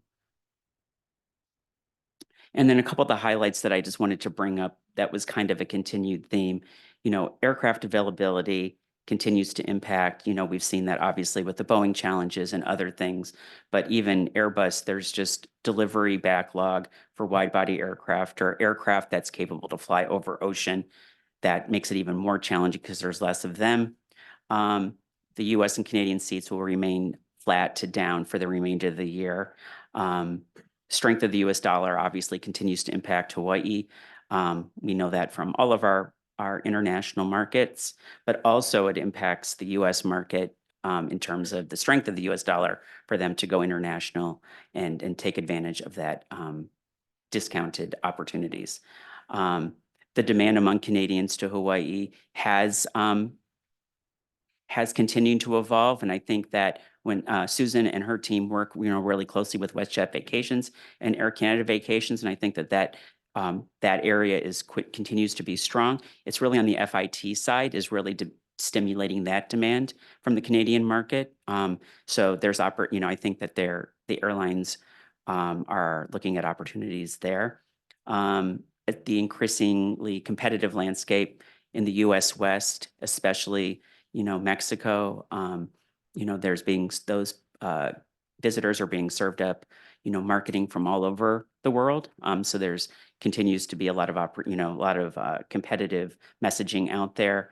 Another thing that is impacting, I think, our overall air seats is that the booking window for Hawaii is still tight compared to what it had been traditionally. And I think that, well, I know that the airlines have communicated to me is that when they look at TravelClick or they look at some of Jen's data, even though that is air, but from a specific channel, they just don't necessarily believe that we have bookings or hotel bookings on the books because they're not seeing it themselves. And what we're seeing is that there's more in the month for the month as well as in the month for the next month bookings, especially from the West Coast, where people are just making decisions last minute, where we had a 3-month window or even further out for vacations to Hawaii previously. So that's really, they're having the hardest time making those decisions or betting on that those air seats will sell. There's continued concerns, whether it's correct or not, about accommodations on Maui and what's available. So I think obviously with the messaging that's out there, and I was I assured them that we would make sure that they had the most up-to-date information as possible. They also, many of them brought up that they had been told about the perception of anti-tourism sentiment across the state and how that they felt that was having an impact on their forward-looking bookings. And then also talking about their change of their own loyalty program customers going to other destinations or other places in the United States from where they might have lived prior to the pandemic. So they're seeing a change in distribution of their customers as well. And then also the demand for premium seats continues for Hawaii. The challenge is that there aren't enough seats, for those that have status and are looking for upgrades out of Hawaii. It's been quite challenging lately, but because they're selling them. And if they had bigger planes and Europe wasn't doing so well, they would, bring those planes back to Hawaii. But until the demand for Western Europe wanes and the yield is so much higher that they're going to keep those premium heavy planes flying to other destinations for the time being. So that is my presentation, and I'm happy to answer any questions. Questions, members?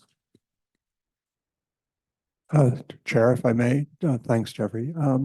So just not anything specific to what you just presented, but based on some data points or elements that you presented, as a governance policy board with the responsibility of our brand, I pulled a few things together. One, the comment about Sun Country in Dakota, that's what we call the Kuhio Express. And it's a significant barrier to entry. So based on subscription and then your daily fee or your flight fee. But it's very popular and other people wish to have access to that. That combined with your comment about Indian subcontinent having a bucket list wish of Niagara Falls, maybe Rainbow Falls in Hilo as a follow-up, and Mideast Airline made your list, which we don't have any direct flights into Honolulu, and we're well within the reach of their existing routes. They could stop. So my point is, as we look forward to protecting and enhancing our brand in the future, and we know that our residents want fewer people paying more per day, how we can start strategizing these data points to enhance our future, the effectiveness of our dollars in the future. You know, how do we target that market, that demographic, and those airlines that could enhance that or provide the base, which is, again, historically, our most successful role as the HTA was getting airline seats into Hawaii. That's what I think the focus was originally. It was everybody discussed that as the point of HTA was to get more seats, and we got them. Now, what type of seats? Any gut feelings here about the next 5 to 10 years? I mean, I think that it goes back, unfortunately, the opportunity probably to get the Middle Eastern carriers. And there was discussions for Emirates, probably in 16, 17, to do a tag on to Hong Kong. And that never came to fruition based on Fifth Freedom and them to be able to take people that specifically are Hawaii residents to Hong Kong. Like there were rules, there were situations in place for them to get approval to do Fifth Freedom from a tag on to do. The Emirates team. So I'm sorry, it's a political question? It's a political question. It's at the federal government level. Yeah. So, and so like when Qantas used to fly from, just give you an example, from JFK to LA to Sydney, they could not take anybody other than people that were going directly to Sydney on that plane. You could not get off the plane in Los Angeles. And then continue to go on. You had to be, part of that. They didn't get those Fifth Freedom. They operated anyway because they had enough demand that were going straight to Australia. But I think that with the Middle Eastern carriers, for example, I think that go-go era of the pre-pandemic where they're growing all over the place, I think they're being much more conservative in their growth and utilizing, as they mentioned to me, their code share partners.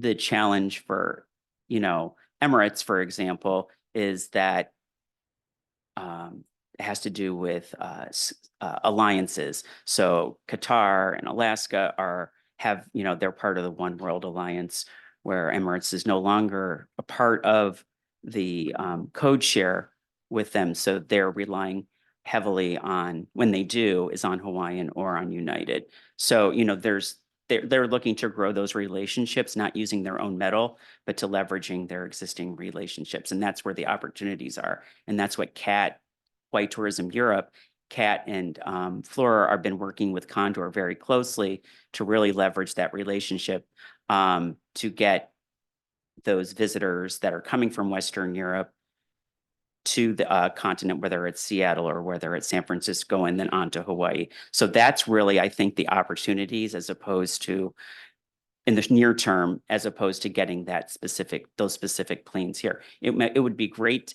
to have somebody fill the holes that we have. We still don't have a Taipei flight, still waiting on China. A Hong Kong flight would be amazing for Hawaii in terms of reach to Southeast Asia and to other parts, and in getting all the way over to the Middle East. So, I think there's definite interest. I think it's just Hawaii is not necessarily the top of the opportunity list for them at this moment. Jeff, what about European travel? I go back to the 1990s when I was DMIT director with Governor Hawaiʻi. There was a proving flight, they called it, from Lufthansa to Honolulu nonstop, 14 hours. And I don't think anything has ever been done since then. What do you hear about that? I mean, I've met, not at this particular routes, I've met with British Airways before, and the planes that they have while they can go quite a far distance, the challenge is coming to Hawaii is the problem. It's coming that direction, going westbound. And they would have to have a reduced number of passengers in order to make that flight nonstop. Getting back is not an issue. And so I think that what the business case, when I was talking to Condor, for example, is that they have to figure out what the market will bear for the reductions that they're going to have to take in order for the yield, for it all to work. And their challenge is that if somebody wants to take a nonstop flight, it might be $1,000 less a person. Is somebody willing to pay $1,000 less a person or more, more a person for a nonstop than not? And so, and then they're just trying, weighing in, how many days a week and all those different types of things. But those are the kind of the questions that we talked about during the meeting. And, and it's very seasonally specific. I was talking to them without even flying their own metal, is that how do you stimulate demand for the European market in the winter? We traditionally are not a recipient of a lot of European travel during the winter months. Well, they have a flight in Las Vegas. They fly to Las Vegas, and there's an opportunity to connect right to Hawaiian for those that to get to Hawaii. So we talked about that, and I talked to JD and to Kat at Hawaii Tourism Europe, and having that conversation of maybe promoting that and stimulating that demand to come to Hawaii, where before it was just kind of a something that wasn't focused on as much as the summer, when they really are doing a lot of marketing and promotion. So, kind of doing that. Thank you. Any other questions, members? Daniel? In your presentation, and you noted that it's mainly westbound that you were able to talk to this time around. And going forward, are there any other opportunities to develop eastbound route development? Yeah, so there, I think I've missed the opportunity based on, contract and whatnot for a meeting that's happening in Washington, DC in May. But I definitely think that I should attend Routes Asia, the next Routes Asia, which will be held in Australia. And that would get me to all of the Asia, Oceania carriers, as well as some of the European carriers. And then World Routes is going to be in Bahrain this fall, and I just don't think it is being a good steward of funds to go to that particular meeting just by getting there and all the challenges.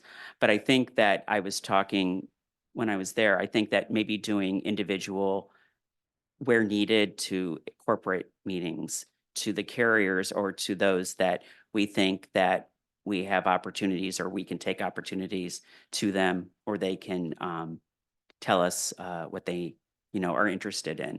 That might be most beneficial use of time and resources.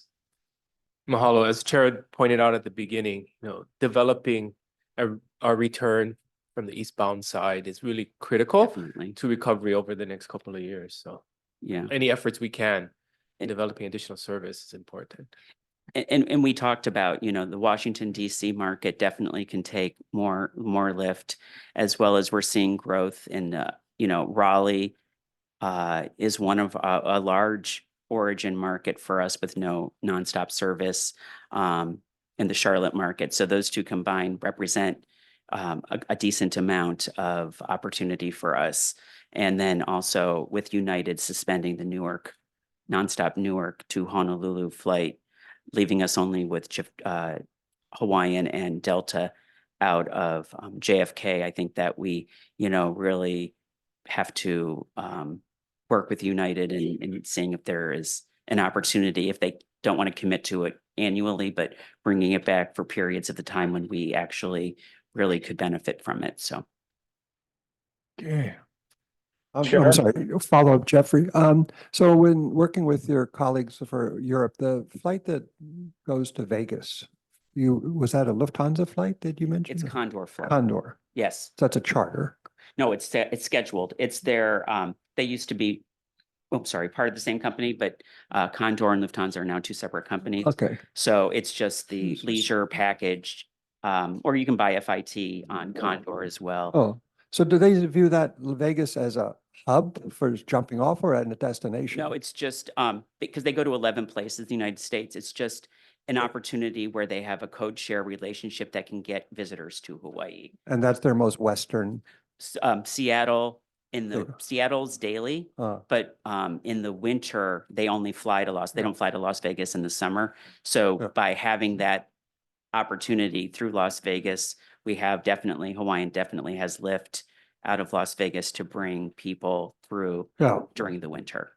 great. And then if you really want to go to Bahrain, we could pass the hat and hooey up some miles. Oh, okay. Thank you. I've been to Bahrain. I can tell you all about it. But, no. So hang on, Jeff, we're not done yet. Sorry. Oh, member Misato? Yeah, thank you.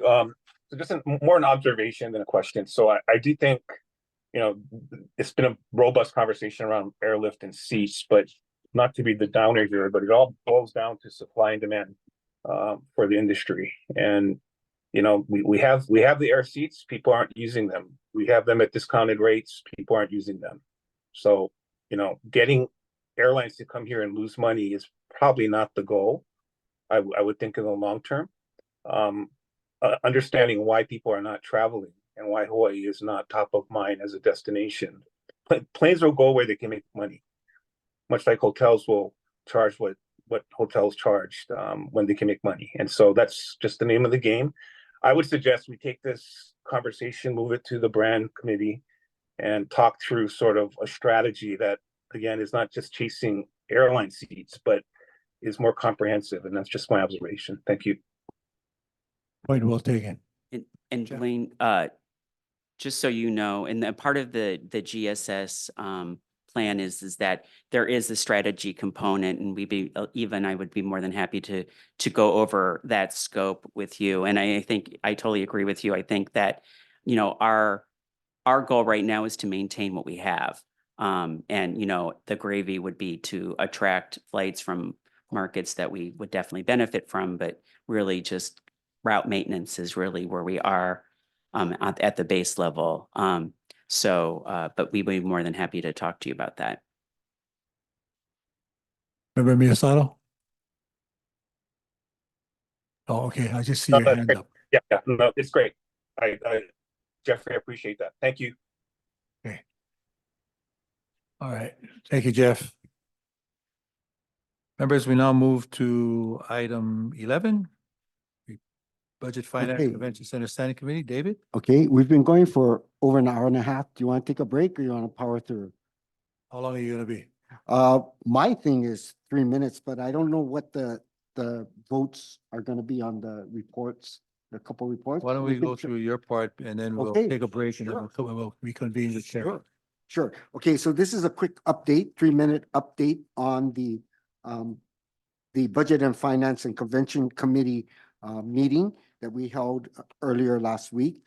And we'd like to thank Vice President Isaac Choi, Talent Kishi, and HTA's Budget and Finance staff, Ms. Orton and her Convention Center staff, and Mr. Naho PE and the HTA staff for all their hard work on budget issues. I'm going to go quickly through some of these issues. Most of them are work in progress, Mr. Chair. So all I'll say is work in progress. So the HTA response to House Tourism Chair Quinlan's requests and comments, and Mr. Naho PE responded to that, and we're going to go through it in detail in the Budget Committee next meeting. The policies and procedures for communications regarding the budget and financial matters that come from the administration or come from the legislature or otherwise. We're going to be working on policies and procedures so that the board gets notice and those documents as soon as possible. The other issue is the 2023 legislative audit. Pursuant to Hawaii Revised Statutes 23-13, we're happy to report, well, actually the budget staff and the HTA staff are happy to report that we have produced all documents requested. Nothing's outstanding. Our staff has attended all meetings as requested. And but we do have a couple of outstanding matters. I haven't had a chance to talk to CEO Naho P on that. And that is one, the board asked for a letter to go to the auditors regarding the scope of the investigation or the scope of the audit and compliance with the Hawaii revised statutes.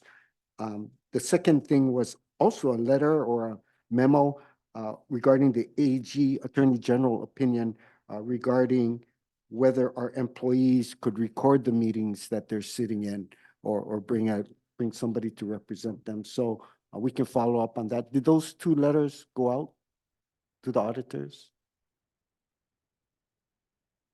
We had a discussion. I'll follow up at Okay. the next meeting, but we had a discussion and we did talk for the first request. It was not a formal letter. Who's Did we? remember. Who's we? That was this discussion amongst the chair, including yourself included in the discussion emails. I will follow up. Okay, with we can everything. follow up on that. But And as for the second one, I don't remember a request to do a letter for that, but okay, we can check the follow up minutes. with that. But Yeah, I think there was an for AG reporting, opinion. right? Right, Yes. right. Okay. And I think whether they could bring some kind of representative. Yeah, with there, them. he did respond, I'm sorry, the AG did respond to an email request for clarification, and that was sent forward. Oh, to that the was audit sent to the committee. auditors. No, to audit, Okay, anyway, we can talk offline because I'm thinking of my 3 minutes, but that was supposed to be forwarded to the auditors, so they know the legal opinion that was given to us, right? How to conduct these meetings. And the meetings have gone well, our understanding is so far. But that's just to clarify. The next item, Mr. Chair, was the policies, procedures, and reports relating to the use of the Tourism Emergency Special Fund, and that's a work in progress. Just in case another emergency happens, we will have policies and procedures so we know exactly what to do. We can hit the ground running. In the recent wildfire case, a contractor was already finished with their work, and we hadn't even done a contract for them, right? But they were proud of their work. So we're going to get better on that. We are getting better at that. So that's a work in progress. The other work in progress is evaluating our campaign effectiveness, cost-benefit ratio, and return on investment on the wildfire incremental budget requests. We increased the contracts with several contractors by about 11 million. So monitoring that and seeing the bang for our buck, basically. And it looks like great stuff has been done on the Maukau program and other things. So just documenting that. And the status of federal reimbursement for wildfire incremental budget requests. So the staff is working on that to prepare a report for you and the board on how much we expect to get from the federal government reimbursement and when we expect to get that reimbursement. The HTA pass to accounts, we're happy to report that for the past 4 or 5 months, we've been current. We do have 1.5 million outstanding, but that might be paid up as of today. So good work by the staff. And we're working on policies, documenting certain policies and procedures to make sure we pay our invoices on time. Another work in progress are contract modifications. Sometimes we talk around this table about, well, just change a contract like this, add this, subtract that. And so how we do that procedure in the committees to amend the contracts. So we need to follow up on that. The other issue that we're going to be working on policies and procedures are HTA executive employment contracts and bonuses. In the past, the board didn't know about the bonuses, didn't know the amount of the bonuses or how they were being granted and things like that. It might be moot because our budget does not include any bonuses, but that's one of our lower items on our priority. But if we should do that, there would be policies and procedures where the board and the public would know what the bonuses are and how they're being granted, what the standards are. Last 4 items, HTA travel policies and procedures and reporting, that's a work in progress. And then the Hawaii Convention Center budget and finance issues. At the next meeting, I think Terry Orton will be sharing their policy, important policies and procedures. On the governance study, we're going to take a look at the budget and fiscal issues that are being reviewed by the governance study. And last item was not on the agenda, but due to the success of the Maukau program, we got 3 communications, and these communications were, well, basically it was a question, and I'm not sure which committee would look at this, but I guess it has financial implications. Does HTA pay vendors that are opposed to the Maukau program, right? Are we paying any vendors that have outwardly said, don't come to Maui, or Maui isn't ready to open, or stay out of, don't come, visitors shouldn't be coming to Maui. So I received 3 communications asking that in different ways, And it was due to the success. The good news is it was due to the success of the Maukau program, but there's still there's some people who do not believe Maui is ready. And the question was, are these organizations being funded by HTA at the same time as they're opposing Maukau? So that's it. Right now, we're going to go to the agenda item to approve the financial report of the HTA. And the committee met last week, and there was a presentation, and the committee approved a prior version of the HTA's February financials. So at this time, I'm going to make a motion for this. Excuse me, David, if you don't mind. Okay. Chair, I thought we were going to bifurcate David's Oh, okay. initial Stop now. presentation, 3 minutes, which we're now at 8 minutes 20, and then we were going to go to votes. So are we going to still stay with that plan, Chair? Yes, we are. Thank you, Okay, David. okay. Okay, we're gonna take a short recess, 15-minute recess. And if we have to come back and have a working lunch, we'll do that, okay? I want to try to get us out here on a timely basis and get all our business done. Meeting is now recessed for 15 minutes.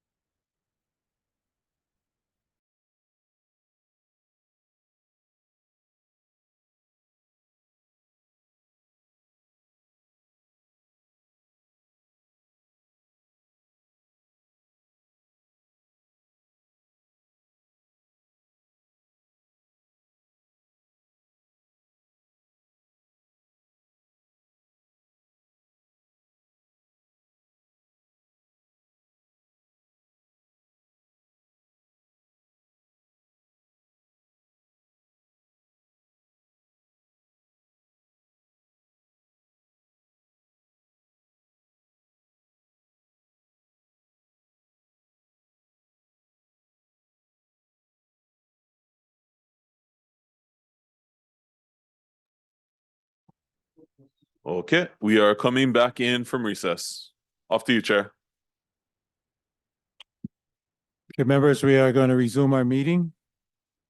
We are still on item number 11. Again, to Member Arakawa.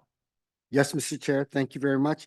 This is item number 11 and 11A, and it is relating to the HTA's financial report for February 2024. We had a presentation at the committee meeting on March 21st, 2024, and there's a handout, and this is the cliff notes or the summary of the major items in that report. So we're going to start with a motion. So I'm making a motion to approve the HTA's financial report for February 2024. Do I have a second? I'll second. Okay, thank you very much. So now we can start presentation and discussion. So Mr. Kishi. Okay, thank you, Chair Arakawa, to the board members and members of the public. I just wanted to point out that we provided a handout as well. This was, the handout is the financial statements that was presented at the BFCC meeting. Because I made an error and I included an updated financial statements in the packet, in like the official packet, but that was before I spoke to Chair Arakawa. So he just asked that we present the financials that was presented at the BFCC meeting. So sorry for that little mix up, but back to. So Talon, for Yes. purposes of your presentation, are we going to work off of this pass out or the one at 11A? This pass out that's labeled 11A. Not in the manila binder, but just Okay, as a loose so this leaf. is the replacement. All right, Yes, thanks. yes. So, sorry for the confusion, but back to the financial statements. So I'm gonna start off with the statement of revenue, expenditures, and changes in fund balances for the month ended February 29, 2024. And we spent $5,554,000 on tourism programs. That's from our tourism funds. That's a combination of both our general funds and the tourism special fund. And then we also spent another $260,000 from the tourism emergency fund on the USA Maui Market Recovery Program #1. And that $260,000, that was a final payment for that contract. So that contract is now closed. And then now I'm going to move on to the year-to-date statement of revenue, expenditures, and changes in fund balances. And I'm just going to go over the really high level items, not going to really dig into the details too much. So to date, for the tourism funds, we collected $60,244,000. That includes our general fund appropriation of $59.7 million, some interest, and then some other income. And then from the tourism funds, we spent $33,540,000. And then you can see all the breakdown on the screen. And then I'm going to move on to the convention center funds. We collected $24,363,000, of which $11 million is for our general fund appropriation of $11 million for our fiscal year 24 budget. Another $11 million of TAT revenue that was collected in January. And so that's all the TAT we'll be collecting this year.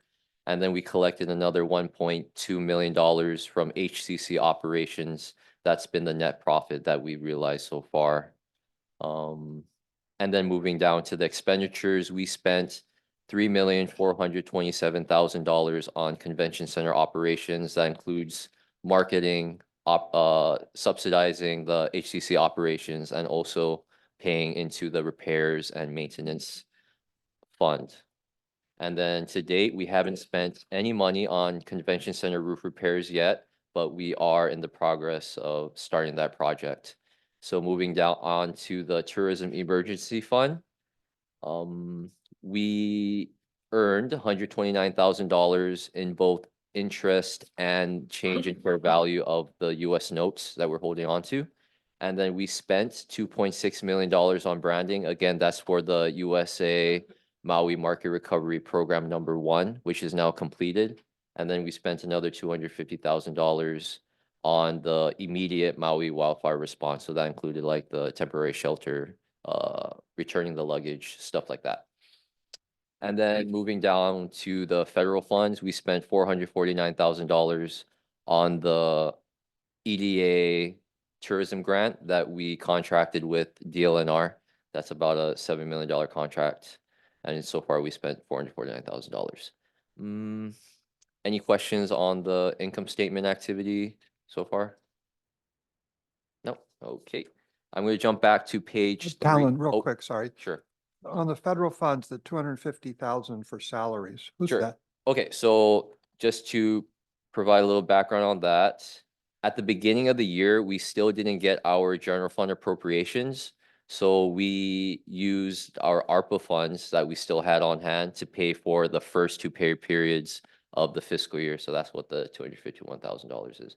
And then that reminds me too, just to remind everyone of the $95 million of ARPA funds that was awarded to HTA over fiscal years 22 and 23. We returned $36,833,000 to BNF back in July 2023.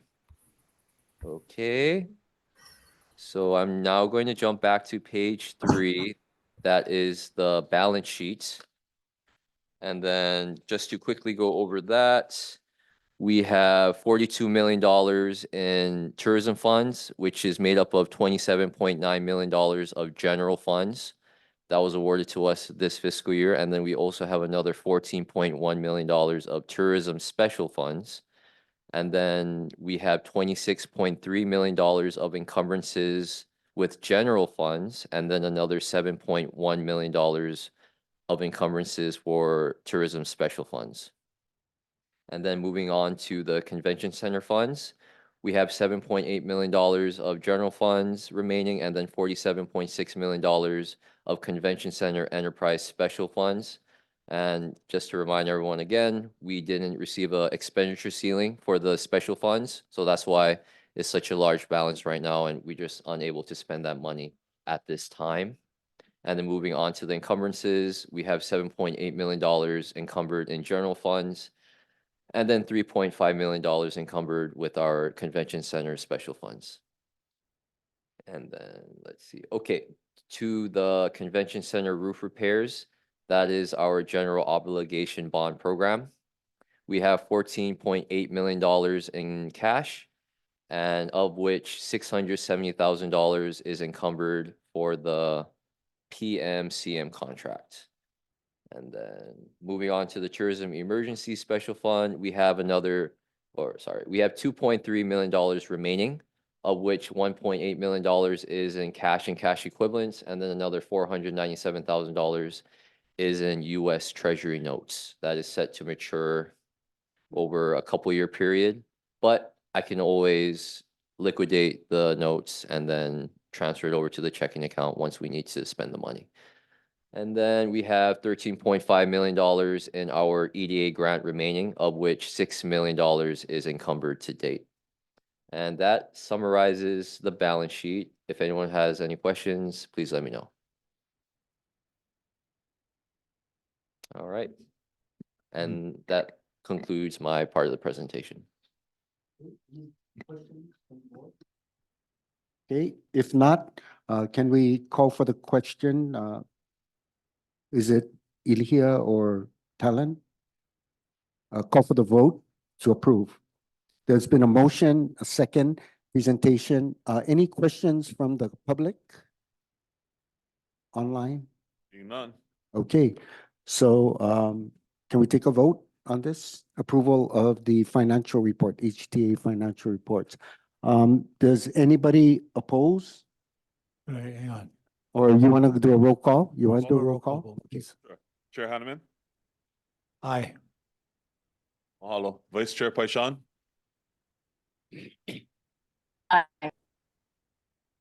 mahalo. Member Agas, Aye. mahalo. Member Arakawa, Aye. Member Ching, Aye.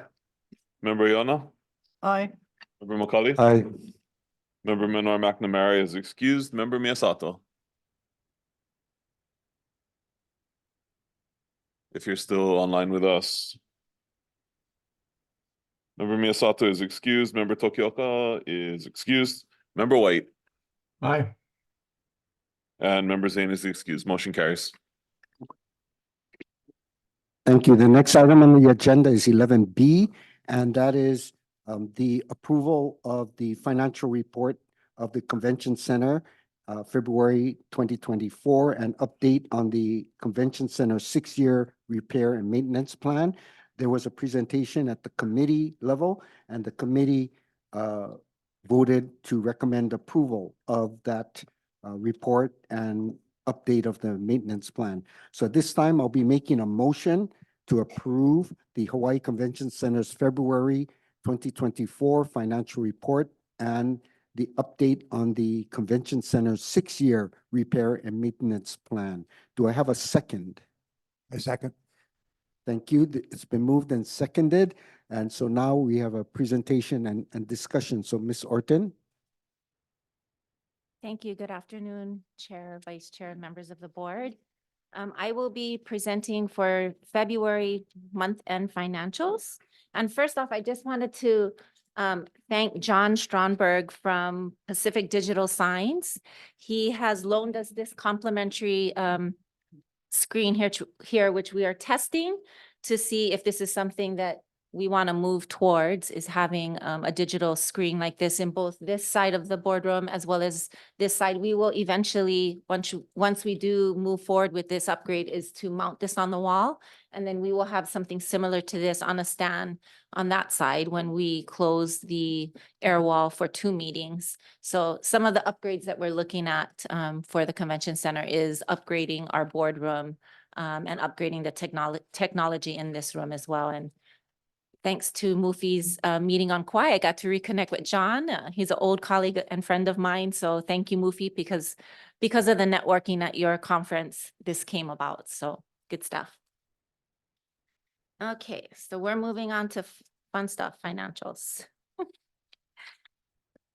Okay, so during the month of February, the Convention Center hosted 17 license events, which were 2 more than we had budgeted. And that included 1 citywide, 1 sporting event, AAU Grand Prix, and the balance were all local events. Total facility budget for the month exceeded $1.4 million. That's listed in the first column here, including $163,000 of other income, which was almost $600,000 more than we had budgeted. Moving to the middle columns here, which you can see much more clearly now.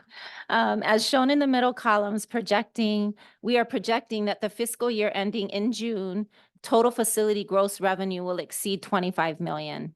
This, of course, is hitting record numbers for us here at the Convention Center, which includes $1.5 million of interest income, as well as a net income of $34,000. So we broke through the break-even point and we are now in a surplus. So this is the 3rd year in the 10 years that ASM Global has managed this convention center that we have hit a positive bottom line. So yay, team.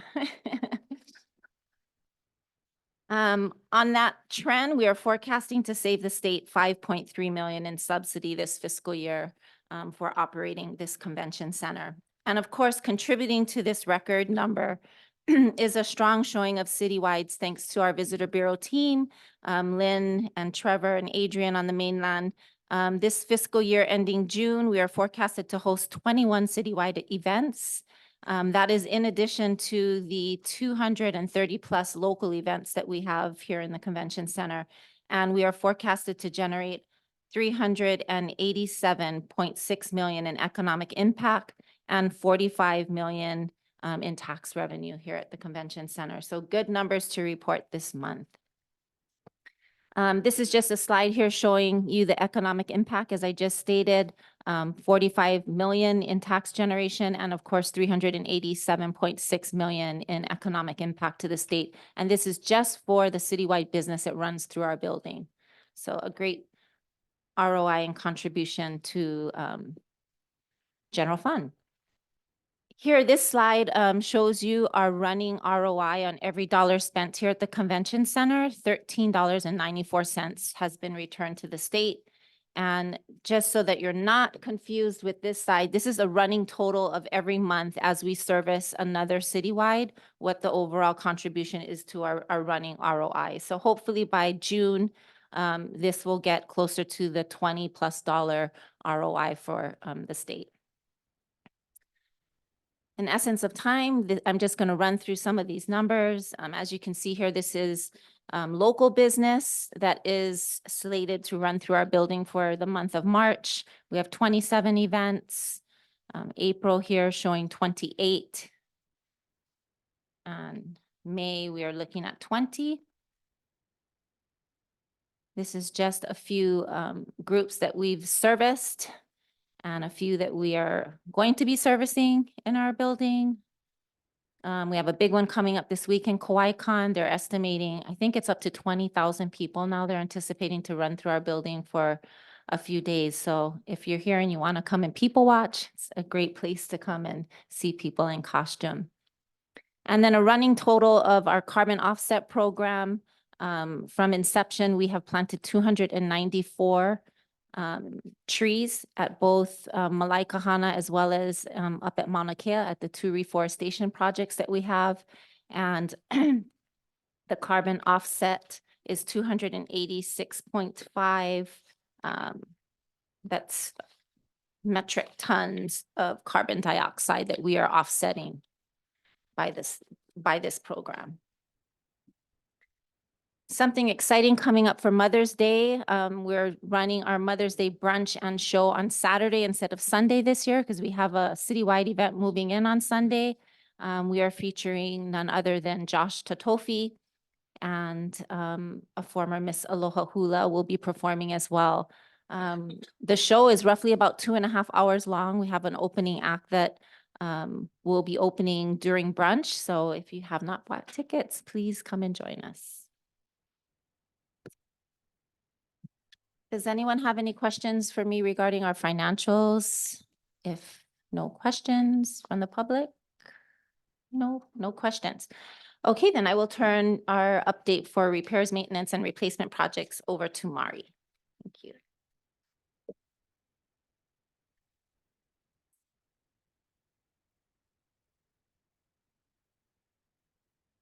Hey, good afternoon, members of the board. We have provided a full packet of information regarding our projects in your folders. So what I'll do is just basically highlight on the major current projects that we're working on, which is this slide here. So the exterior building painting, we've awarded that project. So we are working closely with the contractor to schedule the work around our event schedule, as well as we are going through color selection right now and sampling of that. The chiller replacement, we're 50% complete on this project. So just this week, we've removed 2 chillers and loaded in 2 new chillers. And so that's half of the 4 chillers that are going to be replaced. The LED lighting upgrade, which is going to be a big improvement for us in regards to utility savings. We have just finalized the selection of all of the fixtures. So the next step on that is doing a sample installation. And then we'll move right into implementing all of the upgrades. Escalator modernization, we're really looking forward to this because we're currently having a lot of issues with the units that are original to the building. So this will be a phased project, if you can imagine, quite a costly project. But we are in the evaluation stages right now. So we did have a good number of representation as far as proposals. Several of the projects we are issuing as design bid build projects. So we have architects on board and we went through a qualification process for that. So we're pleased to start working with them in regards to these projects. And then just to report on the rooftop terrace deck project for HTA, because I know Isaac usually mentions something about that project, but we are on schedule. HTA has awarded the architect design firm for that project. So we have a kickoff meeting scheduled for next Monday. So we're very pleased. So, and that would be Alana Buick Bears. And along with ABB, we have the project management team on board now. So full steam ahead on this project. I just want to say a thank you to John Cole And our legal team, they were very helpful. John was very helpful in helping us get through. If you can imagine, kind of navigating through some of these contracts are kind of trying, but thanks again, John. Yeah. So that's about it for R&M. Any questions? Okay. Go ahead, Chair. Go ahead. Oh, I left my light on, but I do have a question, which is on the escalator modernization. At what point is there the question of modernization versus replacement? What is the lifespan of an escalator, for instance? Is it a lot of industrial equipment is 20 years, 40 years? Where are we at here? So we are actually at when we're looking at the repairs that we're expensing for the escalators now, they're quite costly. And so therefore, modernization, it's basically a replacement. And what we're doing is, because this is from the escalator companies, it's term modernization because the trusses are going to remain in place, but basically all of the mechanisms will be replaced. So therefore, it's called a modernization. Yes. Moving parts, exactly. Yes. Yes. I think they said the lifespan is 20 years and we're at 25. So we're breaking down every single event that we have. We have an escalator going down at this point. And it's very costly to have TKE as our contract provider to even just on standby. I mean, they probably need more than attorneys on standby. So. Yeah. Yeah. Actually, so do plumbers, but attorney's way overrated. So, Mari and Terry, it's a question for you. I would like to shoot for late October to do a progress report visually for the board, but also for 76 members there in the big square building, beginning with the governor. I want to bring them through. I want to show how much progress has been done, that we are putting use of taxpayers' dollars to a very important building and facility. It also gives us a chance to tell them how well we would have done at that point. Yeah, that's exactly what I'm talking about. But, key areas in which the money that came from them made a real difference. And I say October because before they start putting their budget together for January, it's a good time frame. Okay. Yeah, thank you. I also wanted to thank the Ways and Means Committee from yesterday's Senate draft of the budget bill. It included another 20 million in our ceiling, which allows us to tap into another 20 million from our special enterprise fund to do one-time, maybe accelerate a lot of these major projects, especially the replacement ones where you need a large influx of capital in order to replace a whole chiller or, like you said, the elevators and such. So they did recognize how important it is to keep up our repair, maintenance, and replacement plan and accelerate some of it since we have the funds available. That's exactly why I made the point. I'm making that point. We need to do that to show them that their foresight in doing this for us in the budget is being demonstrated now by the results. Proof in the pudding is come down and see what we're doing with it. And then hopefully it also sets the stage again for naming rights to continue to move forward. Yes. I'm going to keep pounding that drum. Chair, Thank what you. about the branding? Yeah, naming That would be isn't there a bill going through? There's a bill going through, it's still progressing.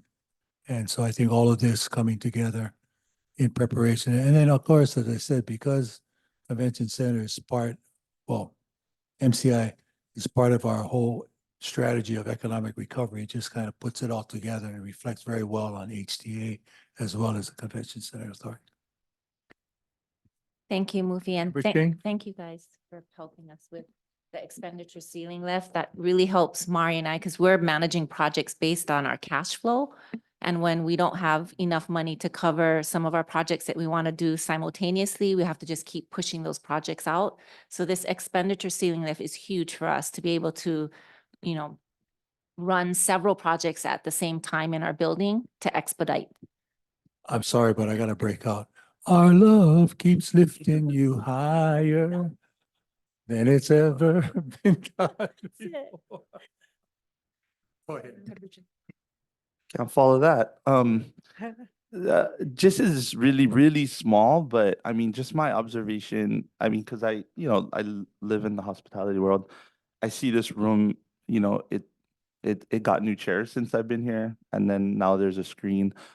Because when I first came in this room, I was like, wow, this feels pretty dated for a, and it also is maybe an important room for, board people, and because of where it's situated, you don't really know you're in Hawaii. I mean, there's some art in here, but it just doesn't have a lot of color or life as far as the art. And I think there's so much that Hawaii has to offer that potentially maybe it's something we could expense, but also maybe people want to display art, and there's something that way where we can just, when you're sitting here and you're in Hawaii, you could feel a little bit. I don't know, no disrespect to the art that's in here, and I see some of it is of the convention center, and I don't know the history, but I do think, and you probably feel that way too, but I think that could just elevate the experience. So yeah, thanks. Anything's possible with money. Well, that's why I don't know what the rules are on letting, artists, people are always wanting to loan things, and I don't know the rules, but I think there might be workarounds for some of the costs depending on how creative we get. Thank you. Can I just, Member Item? Harry, when we first started here, you walked a lot of us through all of your concerns, the planter boxes leaking and all that. Have we addressed all of them pretty much now? Yes, we have those projects all in the queue. Mari's got like almost 30 projects in the queue to get done, and one of them is the planters. Yeah. And we also have to address leaks from the top to address the leaks Yeah. on the bottom. So we're working from the top down, but yes, we are. Thank you. So you feel better about things? Much better. We're in Okay. such a better place than we were even 3 years ago with the projects that Mm. we're able to execute and we have in the pipeline, and just the funding that we're now potentially going to receive. So Oh, good. much better Glad. place. Thank Yeah. you. You were so worried about all of that. I'm always worried. Chair, if I could riff off of what Dylan just observed about the building and other places in our state. Part of the, back in the 70s, there was an author, Alvin Toffler. He predicted a high touch reaction to high tech. And part of the essence of Hawaii is our native environment, our natural environment. And this room is devoid of plants. I'm a farmer. Used to do interior scape plants, spathiphyllums, dracaenas and things. Those are all imports, but I think that this room needs plants other than just some of the board members. I agree. Ouch. It comes, You are out of order. comes down to, we also have to look at labor factor, because where we put a lot of plants, do we need more staff? And right now, I agree with you 100%. It just means that we have to have more staff to manage the plants around the building. So we're trying to prioritize our staff and labor shortages right now to service front of house and service our customers. But I agree with you 100%. Thank you. Okay, I don't see there's any more discussion. My observation about the board member. So, No questions? no questions? I think we're ready for the vote. Okay. Mr. Johnson, can you do a roll call vote, please? Chair Hanneman, Aye. Vice Chair Paishan, Aye. Member Agas, Aye. Member Arakawa, Aye. Member Ching, Aye. Member Yona, Aye. Member McCully, Aye. Member Minor McNamara is excused. Member Miyasato is excused. Member Tokioka is excused. Member White Aye. and Member Zane is excused. Motion carries. Thank you. Okay, Mr. Chair, that concludes the Budget Committee presentation. Thank you. Thank you. Terry, stay right there as we go to agenda item number 12 to introduce Mr. Hoffman, Yes. please. So I would like to introduce Dan Hoffman. He is the Executive Vice President of ASM Global Convention Centers globally. So he has a big job. Not that big. Well, some of you are stealing my thunder on the trends that we're seeing out there. And it is a part of the experience. The experience is all we have in life. string of experiences that we have throughout life is what creates ourselves, our diversity, our knowledge, and the truth that we live by. So it's very important. And to know that you are somewhere special is always important here. And I think it is critical to have that, some of the artwork that's being established downstairs too, some new stuff that's coming to and a design of surfboard history, if you will. And that'll be good. And to understand how those were made back in the day and how they're made today. And I think those are the things that make it special. I grew up about 60 miles from Niagara Falls, and it ain't Hawaii, okay? You spend about 3 minutes there and that's it. That's all you need. My na'ana is very appropriate today for the discussion I wanted to have today. And the first part, though, that I think is really important is there is 91 convention centers in our portfolio at ASM Global that are in my portfolio. This one has some incredible things that we've been doing here that I try to share that with others. And one of them is the financial piece that was just presented is outstanding. There are no buildings but this one that shows a return 3 times out of 10 years. Not one. I've had others happen one time, but that's it. That's really unusual because the team here is very dedicated. I'm very proud of them. The other interesting thing too is the sustainability piece. That's been going on here far longer than anyone else. And you'll hear today on my trends how hot that is. Well, this team has been doing it way before and actually putting up a price on the number of trees that this event needs to plant in order to make it carbon neutral. That's just not done. Everyone wants to do that and it is on everybody's agenda, but it's not done. It's already established here. In today's environment, especially in the corporate events, which is very important for the success of this facility and many others, there's a carbon budget now. So Salesforce.com, for instance, has a carbon budget, and your department is allowed this many carbon numbers of carbon to be utilized before you get cut off, just like a budget for dollars. And so this type of scenario will allow those people to use their budget dollars in December's at the end of the year because they'll know what it's going to be and how they'll break even. So it's really interesting. What did I get here? Is it this one? Which one? All right. Get it? I always need tech support.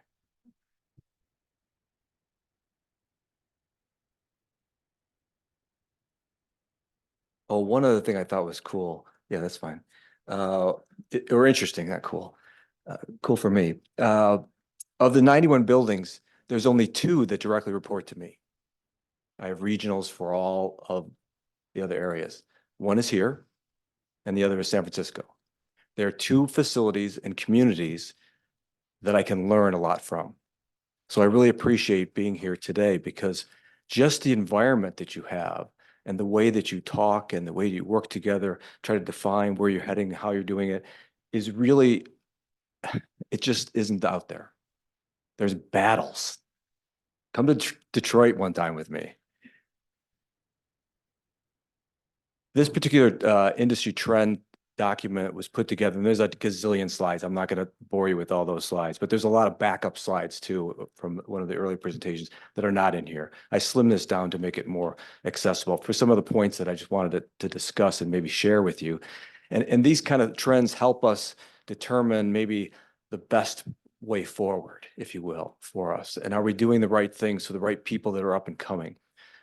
These are the top 4 areas. Experience, learning, networking, and commerce. Those are the top reasons that I attend a conference, a trade show, a corporate event, any of these types of activities. Even the sporting events that are becoming a big trend.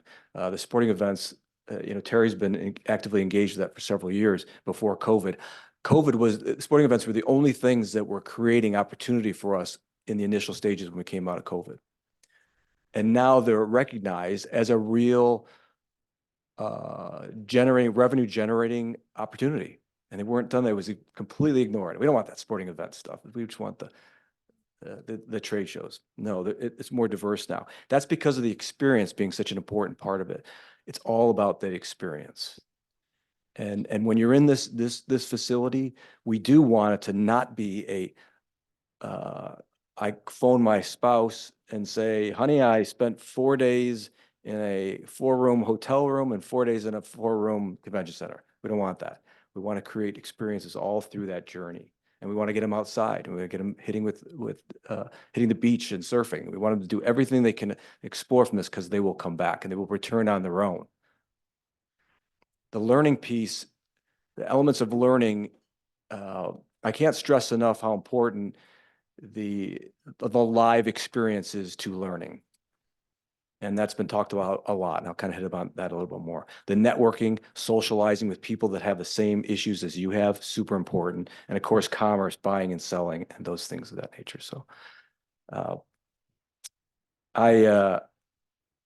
this is the first time I'm even sharing these slides with anyone. So I'm anxious to hear if any comments, questions, whatever, as we go along. It's totally cool.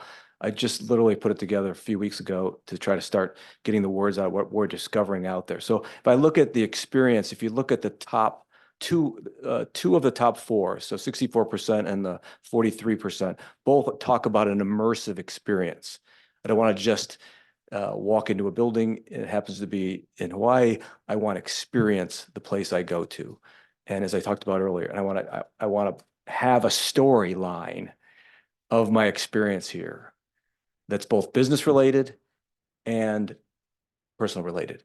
And the most interesting thing about this that I saw, that I discovered in some of the communications that I had with these people, these attendees that were coming, it's not work-life balance anymore. We all talked about work-life balance. It was, I got to work and I got life, I got to balance it. Now it's just life.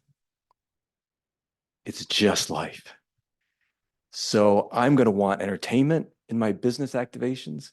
I'm going to want interesting things to see and learn. I want to be able to tell stories from this, because it's not just, they're not going to be separated. We're working from home. We're doing Teams calls or Zoom.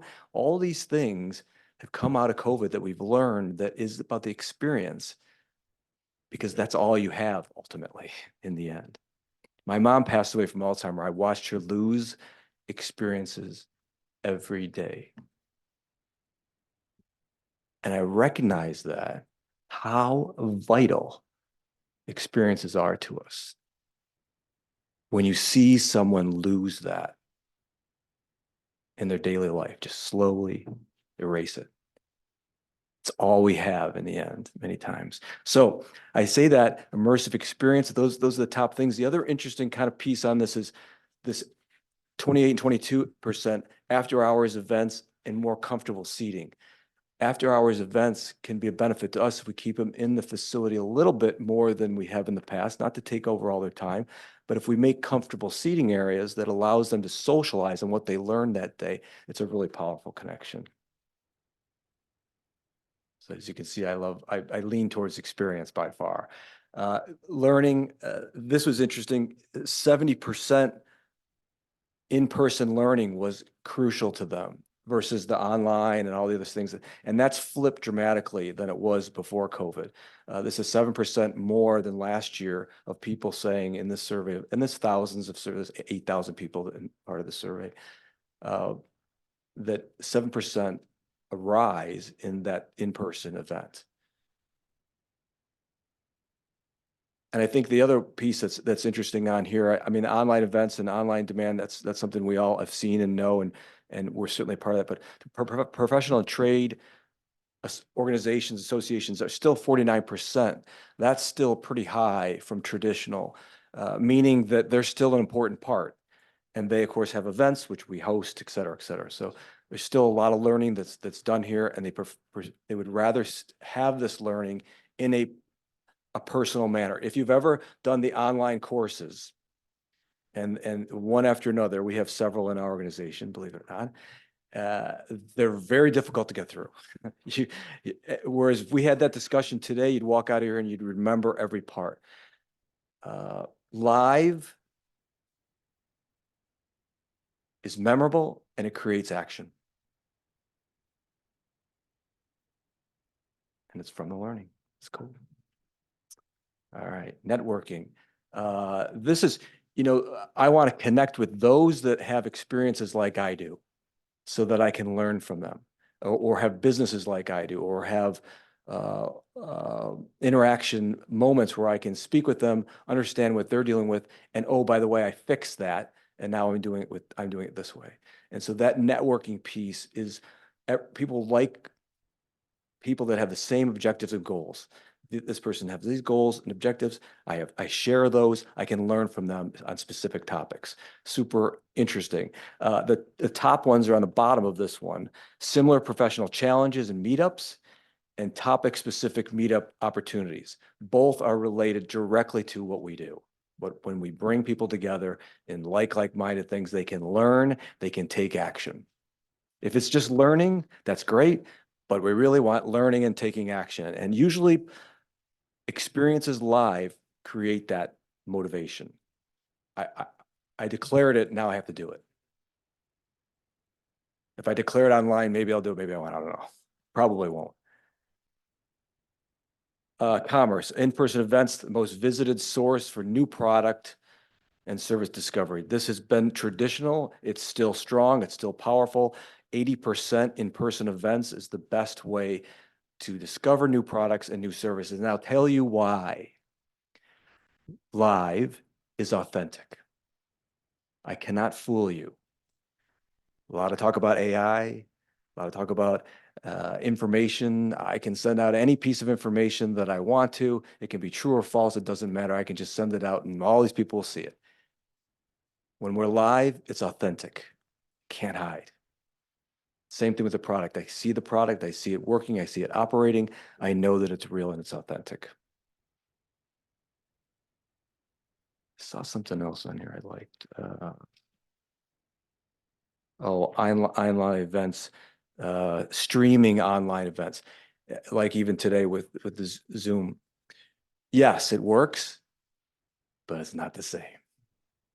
And when we're having lunch and we're eating and we're discussing amongst each other, there's more conversations. So we need to adapt to that and make those locations, those places where people can communicate and speak. All right, here's the gang. Here's my personas. These are the four that are attending these events. I know this guy on the far right real well because I see him in the mirror every morning. So I know that dude.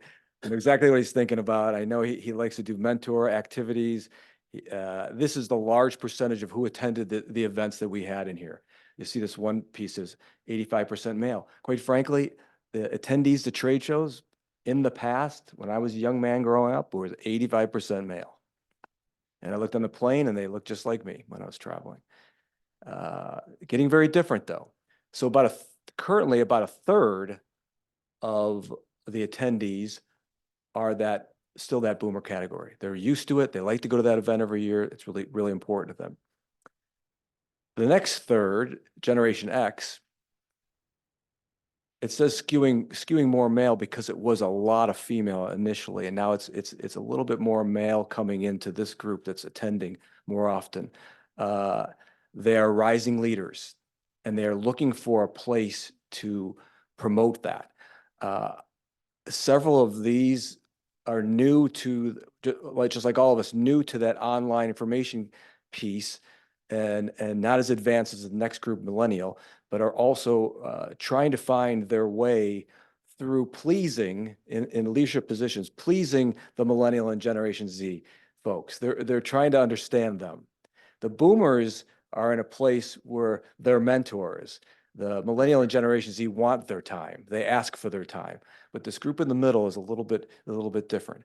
But they're a rising group of attendees and far more women than men as far as was traditional. So interesting group. Now, here's where I get the fun ones. I'm going to start with Generation Z because that's a little more interesting to me.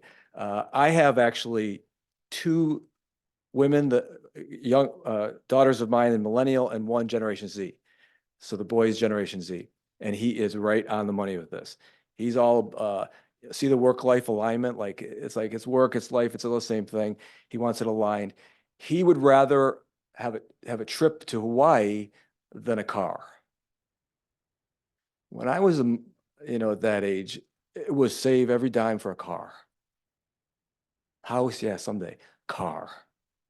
He didn't want a car. He didn't want a car. I don't need a car. The experiences that they have, this is like 2 months ago, and he's got a good job and everything, but he doesn't have a lot of disposable income. Him and his girlfriend went to Copenhagen for the weekend from Boston. It was a great deal on a flight. We went to Copenhagen. Experiences. My life is experiences. Now the millennial, they're really interesting. They are the group of the future for us right now. That's a big group, and we have to appeal to them. They're not as flippant with their money. They're actually more, they're trying to understand how do they move up in their careers without being in the office, without meeting the VP of whatever. How do I move up? I'm unnoticed.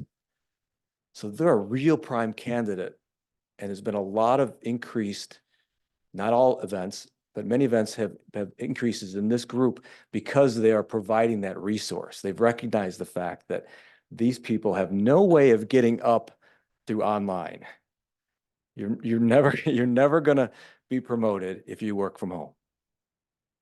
You just don't get the interactions. You only work with your team. That's all you see. That's all you talk to. They lose that spontaneous activations. So that, we're always looking, how do we appeal to these folks, and I think some of these kind of concepts, and I'll go through a couple a little bit more detail, but some of these concepts are how do we touch them? How do we interact with them? This one on the bottom, TV studios, this is an interesting one, and it's just popping up. They're temporary right now, but I think they could be more permanent. If I have an event, I can build enough content during that event to utilize for a year. So they're asking for, how do we have places where we can bring people in, interview them, talk with them, move around the system, talk with exhibitors, talk with the attendees, all this content we can build. There's one event called SEMA. It's for cars, aftermarket, anything you want to put on your car aftermarket. They do this so well, and they created a TV station, because to create a TV station now related to this particular topic is extremely economical. It's not costly at all to start a TV station. It really isn't. It's not that expensive. So they've taken content from their event, the 4 days of the event, and they dish it out over the year on their TV. So they continually touch throughout the year on a rotating cycle. They touch their attendees throughout the year, and then bang, the event's the big time. Everybody wants to go to that event. Everybody who watches this activity wants to go to the event and see it live. Grab and go markets. You see it in airports a lot now. There's a lot of this type of activation. I need something healthy, and I want it fast, and I have no patience in paying. And so these things are happening. They're appearing. You're seeing them in airports a lot. There's something that we should consider also in our facilities and our convention centers, because it's the new concession. Remember this concession built into the wall? We walked up to it till we got a hot dog, whatever it was. It's not going to work anymore. So there was a movement of this. On the exclusive lounge piece, that's like bringing what you see in stadiums and arenas to the convention center. Why aren't we having multiple levels of exclusivity or high end? And the interesting part about that is the exhibitors will then buy out that lounge. the show will buy out the lounge. The trade show buys out the lounge for $50,000, comes to us. We say it's $50,000. They sell it as a sponsorship to one of the top exhibitors for $100,000. Everybody's happy. Now, the next year, I'm looking at different locations to head to. And this location doesn't have that. Doesn't have that place where I can buy it out and sell it to me. Now I'm out $50,000. So I'm not going to that city. I'm going to go to that city that has that. It hasn't happened yet, but that's where we're going. Once they get a piece of that additional revenue opportunity, and it's easy to do, then it becomes an accelerator. It becomes a differentiator for other places that we go to. This down here on the bottom right, this Adventure Now, that's in Denver. They haven't installed it yet, but they wanted to have this, they want a feeling about mountain climbing and things you can do outside. So when you walk in their building, there's going to be a lot of video on skiing and activations, things that you can do, push here, and it immediately activates and you get a ticket while you're standing in the middle of the lobby or the convention center. We could do that so easily here. We just have to think how to do it economically, how to put it into the budget, how to do these things, you know. And rooftop gardens is done here way before. Now it's a trend, done here way before. This is the grab and go thing, wellness programs, things like that, sustainability program, all over the place here. You guys are so far ahead. It's a proud moment for Hawaii to get that kind of credit because you've been doing it for many years. Thank God. This is a group that does entertainment, that we acquired, a business that does entertainment because there is a vast need, especially for that Generation Z and the millennials. They want entertainment along with the trade show activity. It can be a rock star or it can be a CEO rock star, but it needs to have some entertainment. Again, part of that piece that's related to the experience piece. And here are some of the things that we're doing too. These are some of our core elements to make sure that we're in line with the trends that we're seeing. Investing in people, that's about ideas, people that have ideas and knowledge and want to come up with new ways of thinking and creating our environments here, new artwork, et cetera. Pillar 3, strengthening our communities. We have to become more and more a part of the community. We have to service the community. When we have open dates, can we have events to help support the communities, the important projects and activities that are happening in this region? So these are really core pieces of our business now to do. And this is our company that we acquired that has been out here already and will be out here more to talk and to learn and to educate both sides in sustainability. What is the newest, latest? How can we do it? We've got a great, exceptional program here, but I know that you'll have other ideas and concepts that will help guide us here. And this is one last piece of this is I talk a lot about non-traditional revenue, NTR, non-traditional revenue. And we were talking about, Mr. Chair, earlier about the naming rights, super important. It's not only naming rights for the facility, but there's also entitlements, which is naming rights for this ballroom, naming rights for the exhibit hall. There's other areas of the facility. And when we are looking for additional dollars, we sometimes can't count on every year being as great as the year before.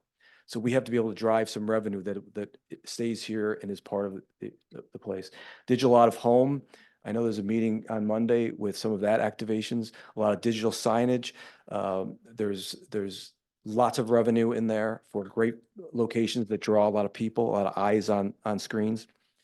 And sponsorships of like that one I talked about, just those rooms. That's really what a lot of this is about, and finding those additional revenue sources. So when there is less citywides, we can use this revenue to help support ourselves.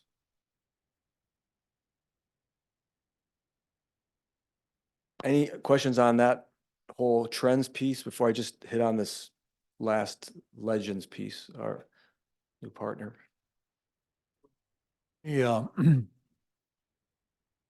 me put it this way. You said that you have 91 convention centers under your kuleana or your responsibility. When we first were planning for a convention center here, we always talked about a world-class convention center. That's what we wanted, world-class, world-class, world-class. Well, truth be told, we're not world-class now. We have a lot of work to do. However, what you are enlightening us on is that we are making the right movement, and we are doing things that will get us into a better place. So I agree with a lot of stuff that you said today. I've said to Terry, sports is a major, major, major opportunity for us, especially youth sports. You know, I go to the mainland all the time for a competition, and man, these little cities, they don't even have the facilities that we have. They're getting 50, 60, 70, 200 teams that are coming in to do that. So I guess my question to you is, of the 91 that you have, where do we stand? And which ones should we be trying to emulate? Local style, Hawaiian style, of course. Yeah. And then secondly, besides the naming rights, what else do you think we need to do to wrap it up? I mean, in this board, I speak on behalf of the board, we want to make this a facility that is world-class and bring in the kind of attractions here. I don't want to go down the same path that the stadium did, where it's embarrassing what happened. Yeah. And I think right now we have an opportunity with this convention center to do something today that will last into the future, and then be proactive about the trends that will be coming down. So just I want to hear your thoughts on that. Yeah, great questions. I think that here there's enormous potential, enormous potential. There is also a great foundation. I talk about sustainability. That's every one of the other 90 buildings can learn from what's done out here. And so that's first class. And no one has been able to actually charge the shows for that tree project, sustainability type things, except for here. Because the shows don't want to charge for any, they don't want to be charged, they want everything free, right? And a lot of cities will do whatever it takes for free. So that's really cool. That's really a prize. The escalator issue is and things of that nature, that is an issue. Man, I hear I know more about escalators than I ever thought I would want to know. It seems like every building's in that 25, 30-year mark, all the 90s buildings that were built, the convention centers. And so that's a rampant thing. The infrastructure piece, yes, we're behind, but we're recognizing that, and we're dedicating dollars to that. Super important. There's a little bit of a misnomer that the convention center loses money. No, it drives money. And so that sometimes is a little difficult for us to get across to the general world, but it's very true. $400 million of economic impact. Yeah. So that's for the size community you have here, it's first class. That's really a high number. Some pretty major cities that are trying to get to that number. So the infrastructure needs work, yes. The roof, certainly, super important. The roof is a usable space big time, so we got to get that back up in shape because it's a highlight when you go to sell this facility. But if we go to the experience piece, there are elements of it that are really wonderful. Some of the artwork downstairs and whatever, and that was brought up because it's interesting. At Albuquerque, I promise I wouldn't say any names, but I will. Albuquerque is almost like a museum of art. It's a convention center, or it's a museum of art that's a convention center. There's that much artwork, and there's storylines about the artwork. You learn so much about that region when you walk through there. So we could do more of that for sure. And then the areas so people can communicate once they learn something. They're in they're being spoken to, and then they're in an environment much like us. When we walk out of this building, where will we walk to? Where will we sit down? Where will we congregate? If we don't have answers to that, we're waiting for the show to determine where those sitting areas will be. We know where they are. let's create those and let's make them comfortable. Let's provide food. Let's do a lot of things in those areas to make it more of a world-class environment. Is anyone doing it yet? Yeah, there's Columbus, Ohio. I'm going there on Tuesday. They've got a pretty good on that particular piece. They got a pretty good line on that. And in Philadelphia, they've changed their concession stands to a grab and go. That grab and go just did 125% more revenue in 2 events because it was convenient, it was easy, it was a public event. So nobody's doing it first class, though, in my view, but there's bits and pieces. And when we take that bits and pieces, that's first class, that's first class. Let's bring that together into this facility and have it.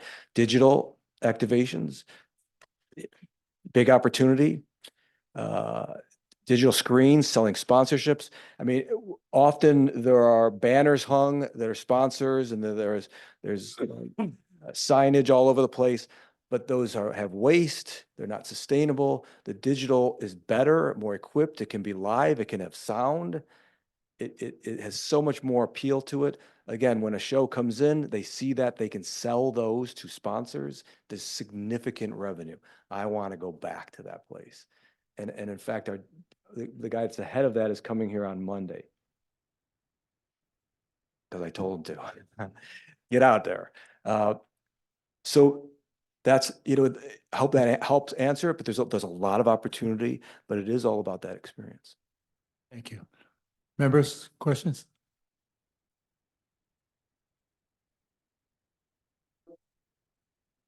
Thank you.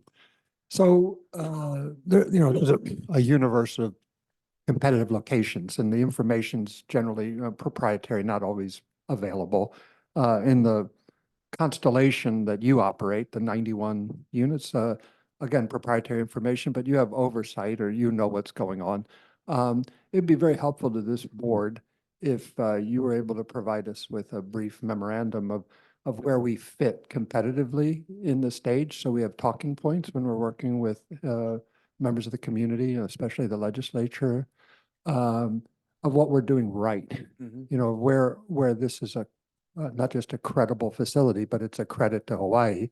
Yeah, it's easy to get bogged down in our maintenance nightmares, that are ongoing, and besmirch our reputation when we have leaky roofs. Instead, we want to push the rainbows, that are also over the facility. So you could help us with that, given your awareness of this constellation of that you operate. So I'd appreciate that if you could find the time, the bandwidth, as a group, ASM Global, to help us as a board.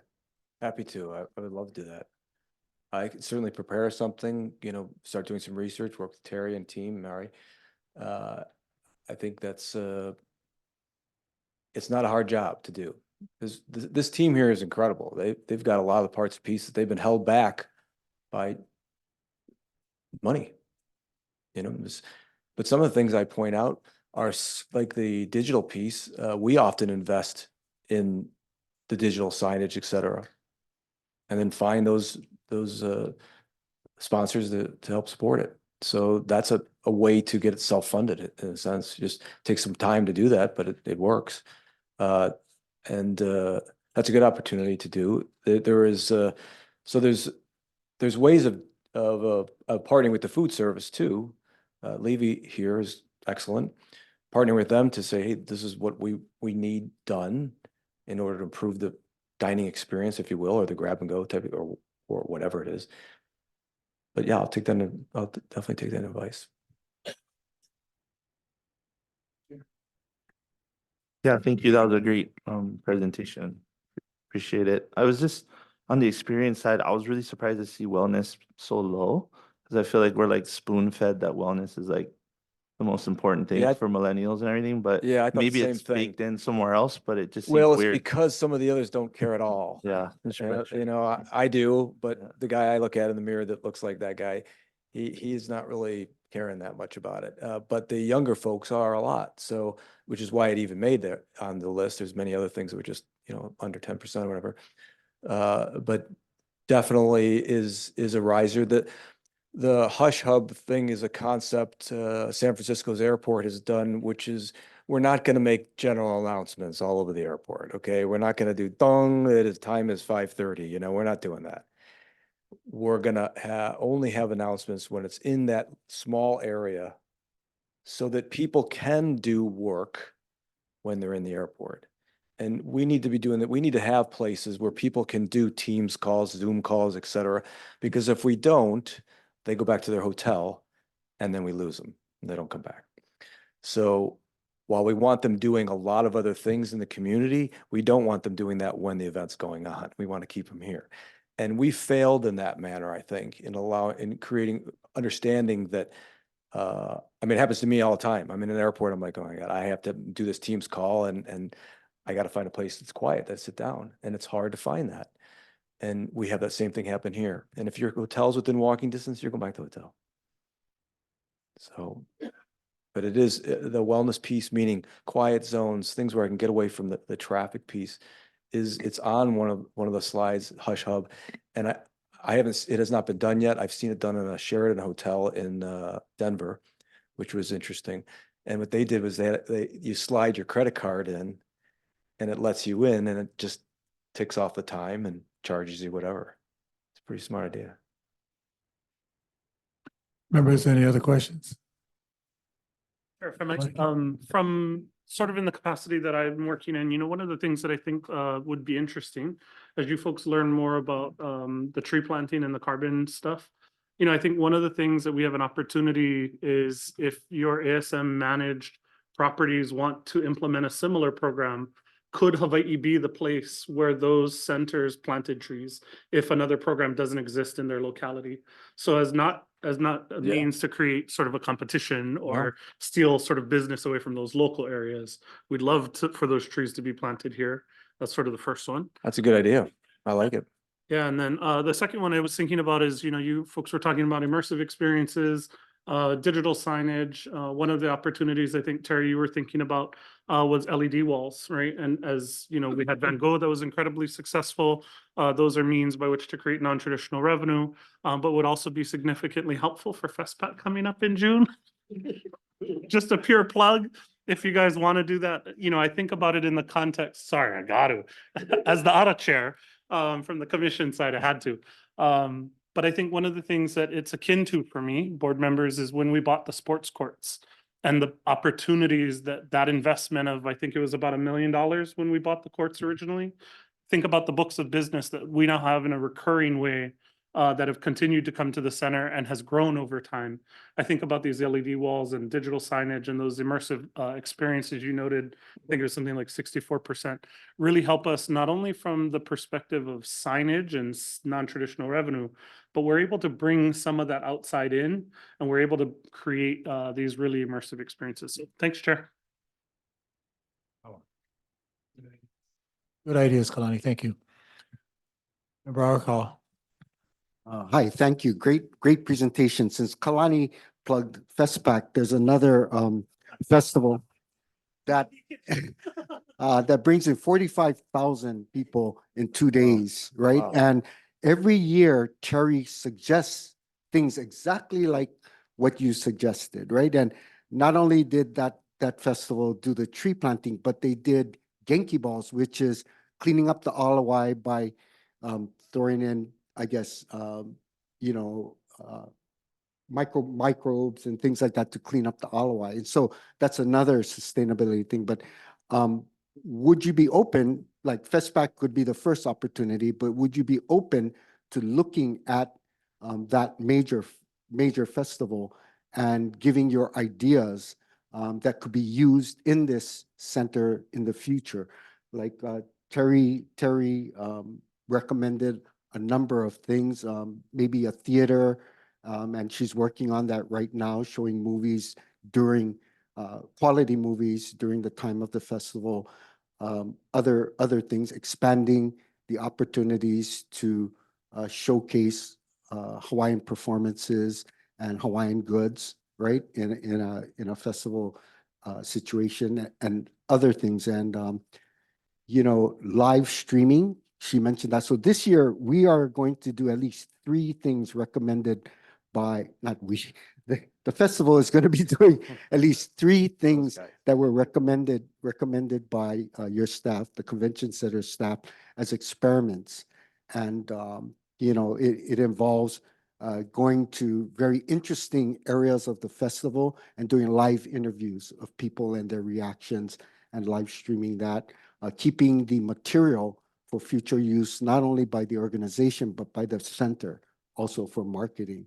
So perhaps we can, you know, the convention center can invite you on Labor Day weekend to come down and Happy to. take a couple days to take a look at that, make some recommendations. The first year it was held here, the chef could not believe, he said, I served 65,000 meals in 2 days. Wow. So, you know, this center can take that kind of traffic. Right. Right? And it has the potential, like you said, to do it. And we have a good foundation. So perhaps you can come more to, it means more trips to Hawaii for you, I'm right? in. Yeah. Yeah. All right. Thank you very much. That's an open invitation. Thank you. Thank you. Oh. Yeah, I just have this one last thing on this acquisition piece, Legends, the company acquiring us. It's still in the DOJ review, which I had a call yesterday, in fact, with the legal and the DOJ, which is really fun. And it just questions about how we do business, how our business is done. It's nothing unusual. The timing is just on their speed. They ask the questions, they get the information they require, then they make the call. We don't foresee anything that would prevent this from still happening. Interesting about this, you know, I sat with the CEO of Legends for a couple of hours several months ago now, and they have no convention centers in their portfolio. So and they've been trying to get into that part of the industry. They have stadiums and arenas and food, a large food program, but they have not been able to get into convention centers because we have talent like Terry and Mari, and that prevents that from happening. So that's good. But it's good for us because we have no changes on the horizon. It's business as usual for us, and we'll continue exactly how we are as we move forward.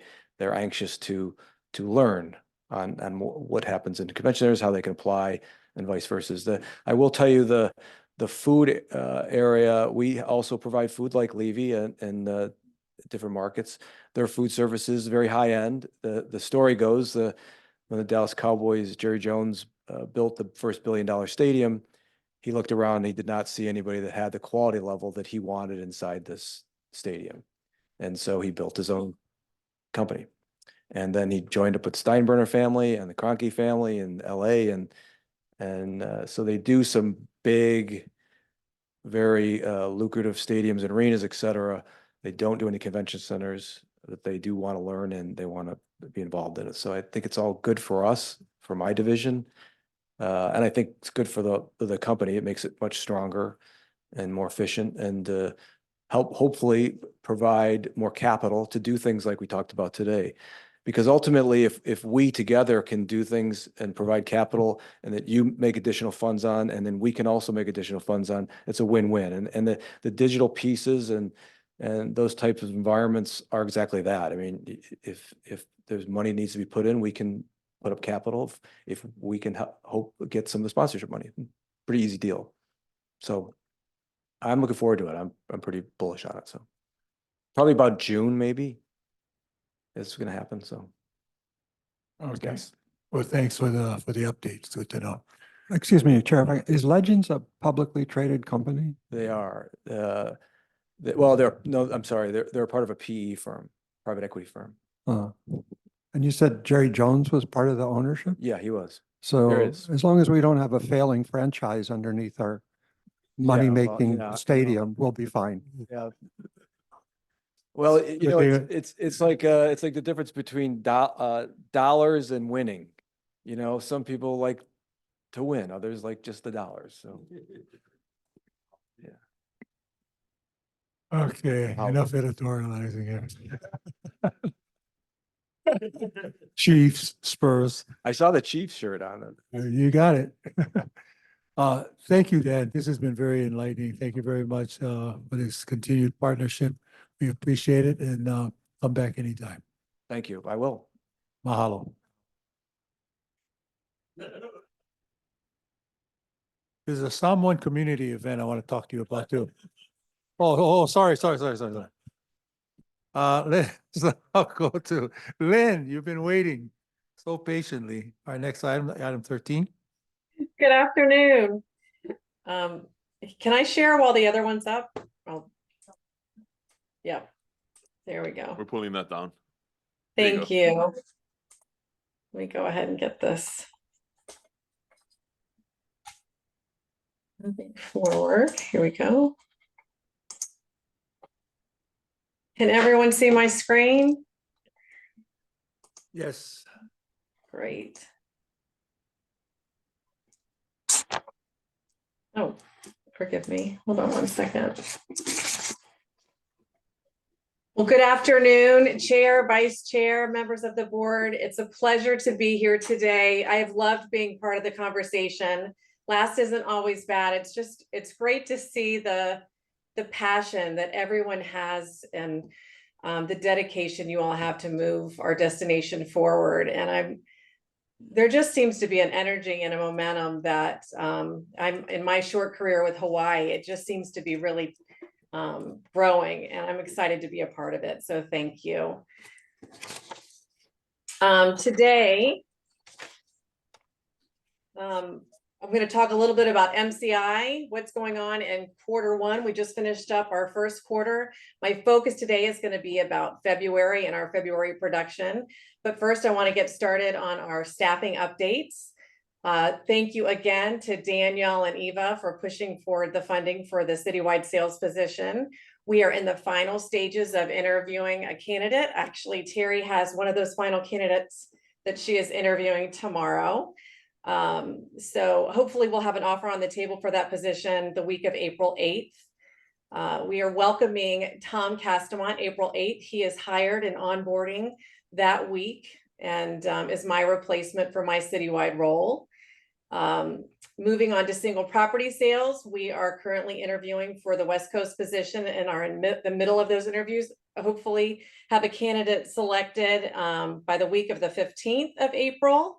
We welcomed Lori O'Hara, as all of you know, as our Senior Director of Sales Single Property. She's been with us 30 days and is doing an excellent job.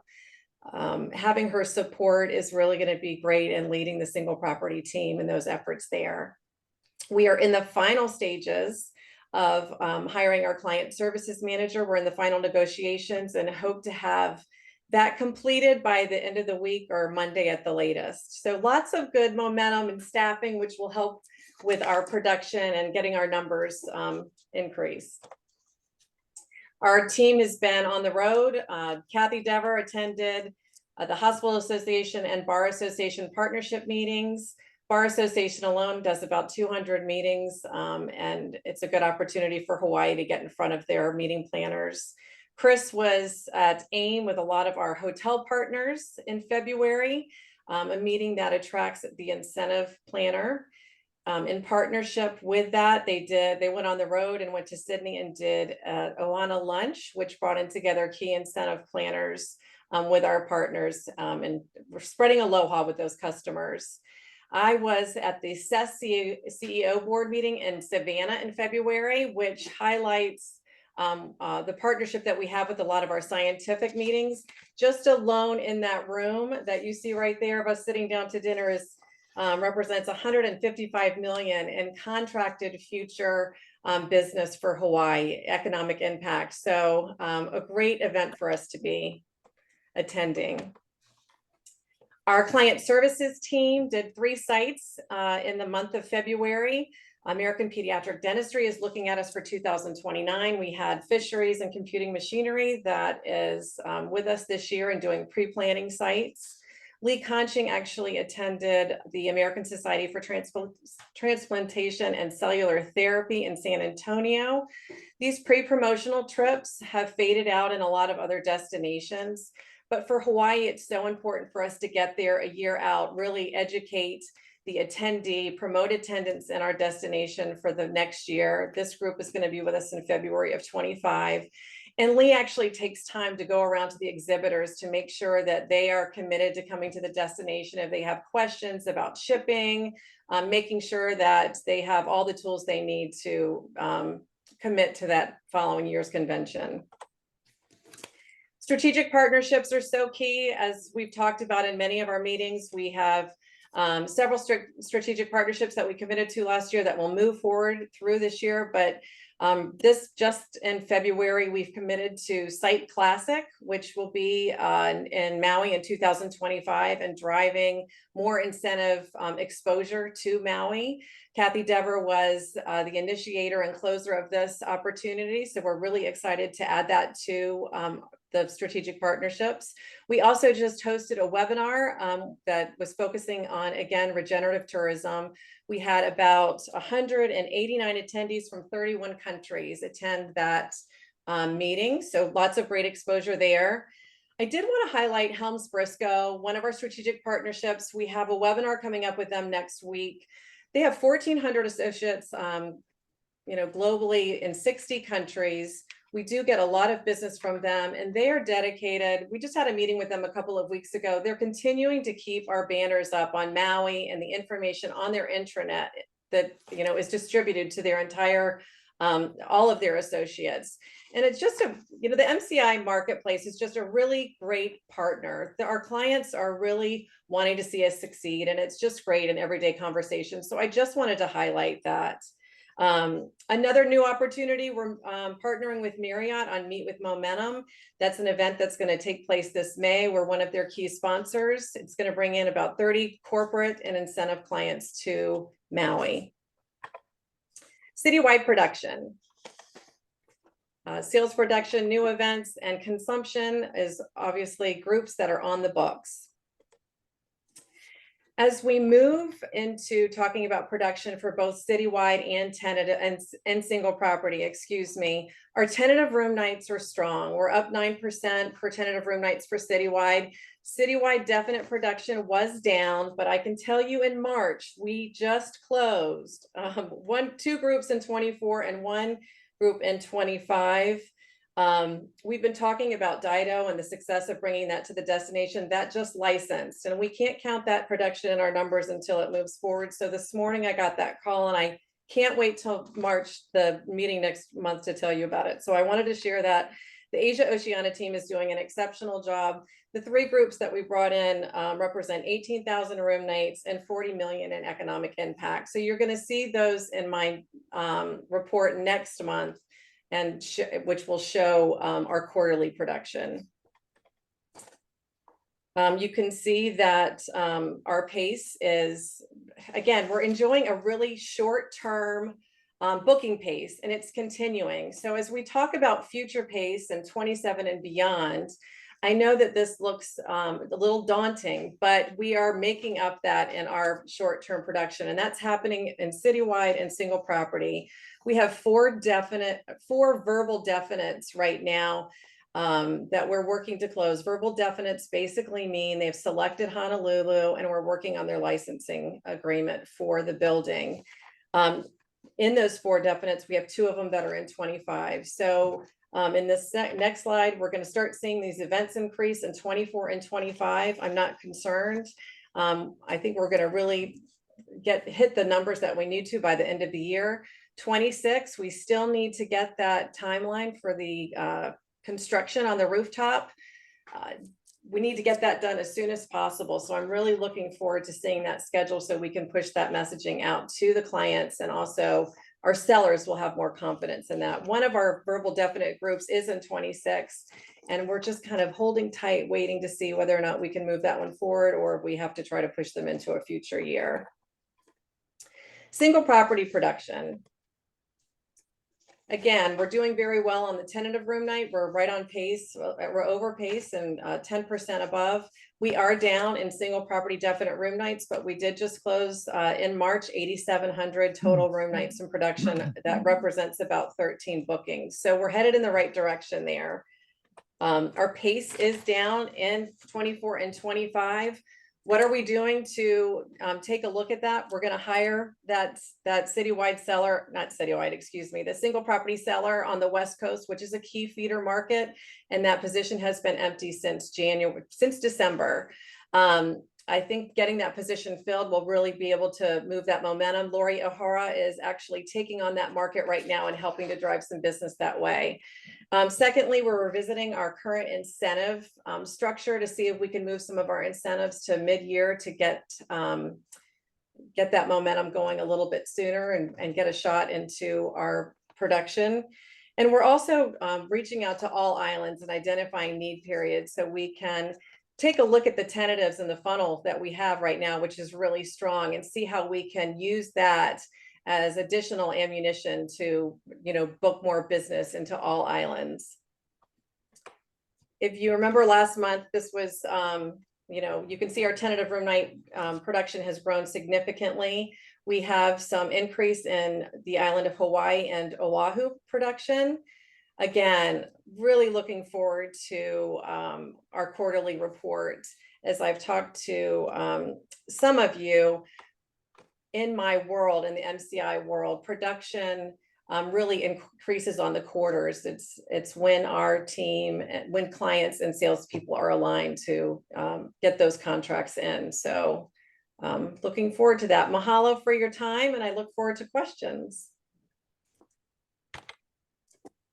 Members, any questions for Lynn? Oops. Daniel? I just wanted to thank Lynn for all the hard work and her team has been doing, and put it in context that, we already talked about how the center itself is breaking even on operations side. But what the hard work that this side does is actually get the money, the millions of dollars that's needed for the repair and maintenance side of operating this center as well. So it's important working as a team and partnership that all parts of it fall into our meetings and conventions role here. And I know there's some tough parts that you mentioned early at the beginning of this year, but you seem very optimistic about catching up in March and April. So that's great. I'm excited about the year. We've got a lot of work to do, but I think it's attainable. So thank you, Daniel. Thank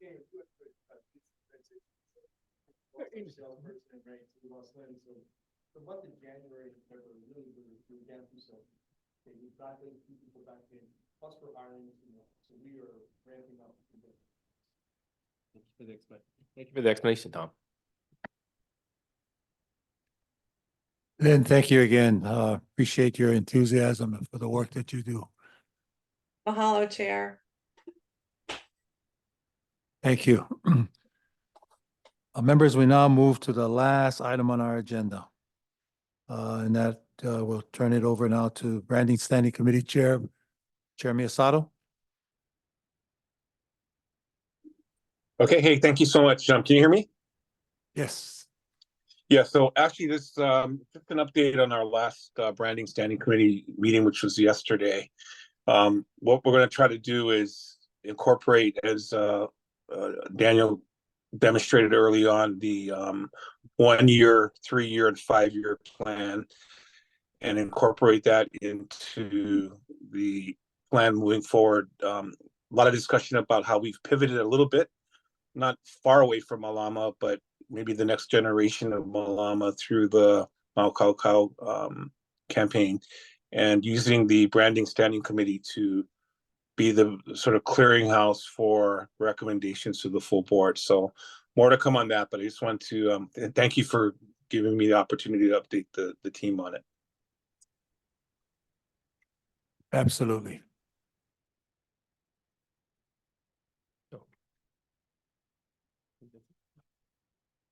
I also wanted to follow up, Blaine, sorry I wasn't able to attend yesterday, that our last discussion about providing more information in order to have that data-driven decision-making. And we have already scheduled for April many of the reports that people had mentioned about the campaign effectiveness. We have some additional analyses on the data that's being collected from the visitor as well as resident sentiment. So we'll work on those and bring it into the brand committee as well as follow up on the full board presentations as well. Excellent. I do know that Chair had asked for, you know, a little more meat on the bones in terms of presentation, especially since session will be winding down at the end of April, early May. And so, you know, ensuring that we use the next opportunity to update that team, the Square Building team, on, you know, what the plan is relative to, you know, the downturn that we're all seeing, but also how to address it in a meaningful way from a brand perspective. So thank you. Thank you, Chair. Ms. Sato. Members, I hope you can appreciate what I'm trying to bring into our planning and our strategy is sort of do things where when there are key meetings or situations that I think we need to be prepared to address concerns, wherever it may come from, the community, county government, state government, what have you, will be in a good position to do that and be able to provide the data, statistics, information that's needed to reinforce the commitment that we are making in going forward of being an authority again. And this is something I know when Blaine was chair for that period before he retired from being chair. For other duties, obviously, you always would explain that in your chair's remarks as well. Yeah, absolutely. I think today's meeting is a good demonstration of, you know, that kind of data set and information, education in some ways, so that we as a board can make solid decisions. So I'm right there with you. Okay, with that being said, no further business coming before us. Any announcements? No announcements? Okay, well, do we have a motion to adjourn? Chair, I so move. Second? Moved and seconded. We are POW for today. Mahalo. Mahalo.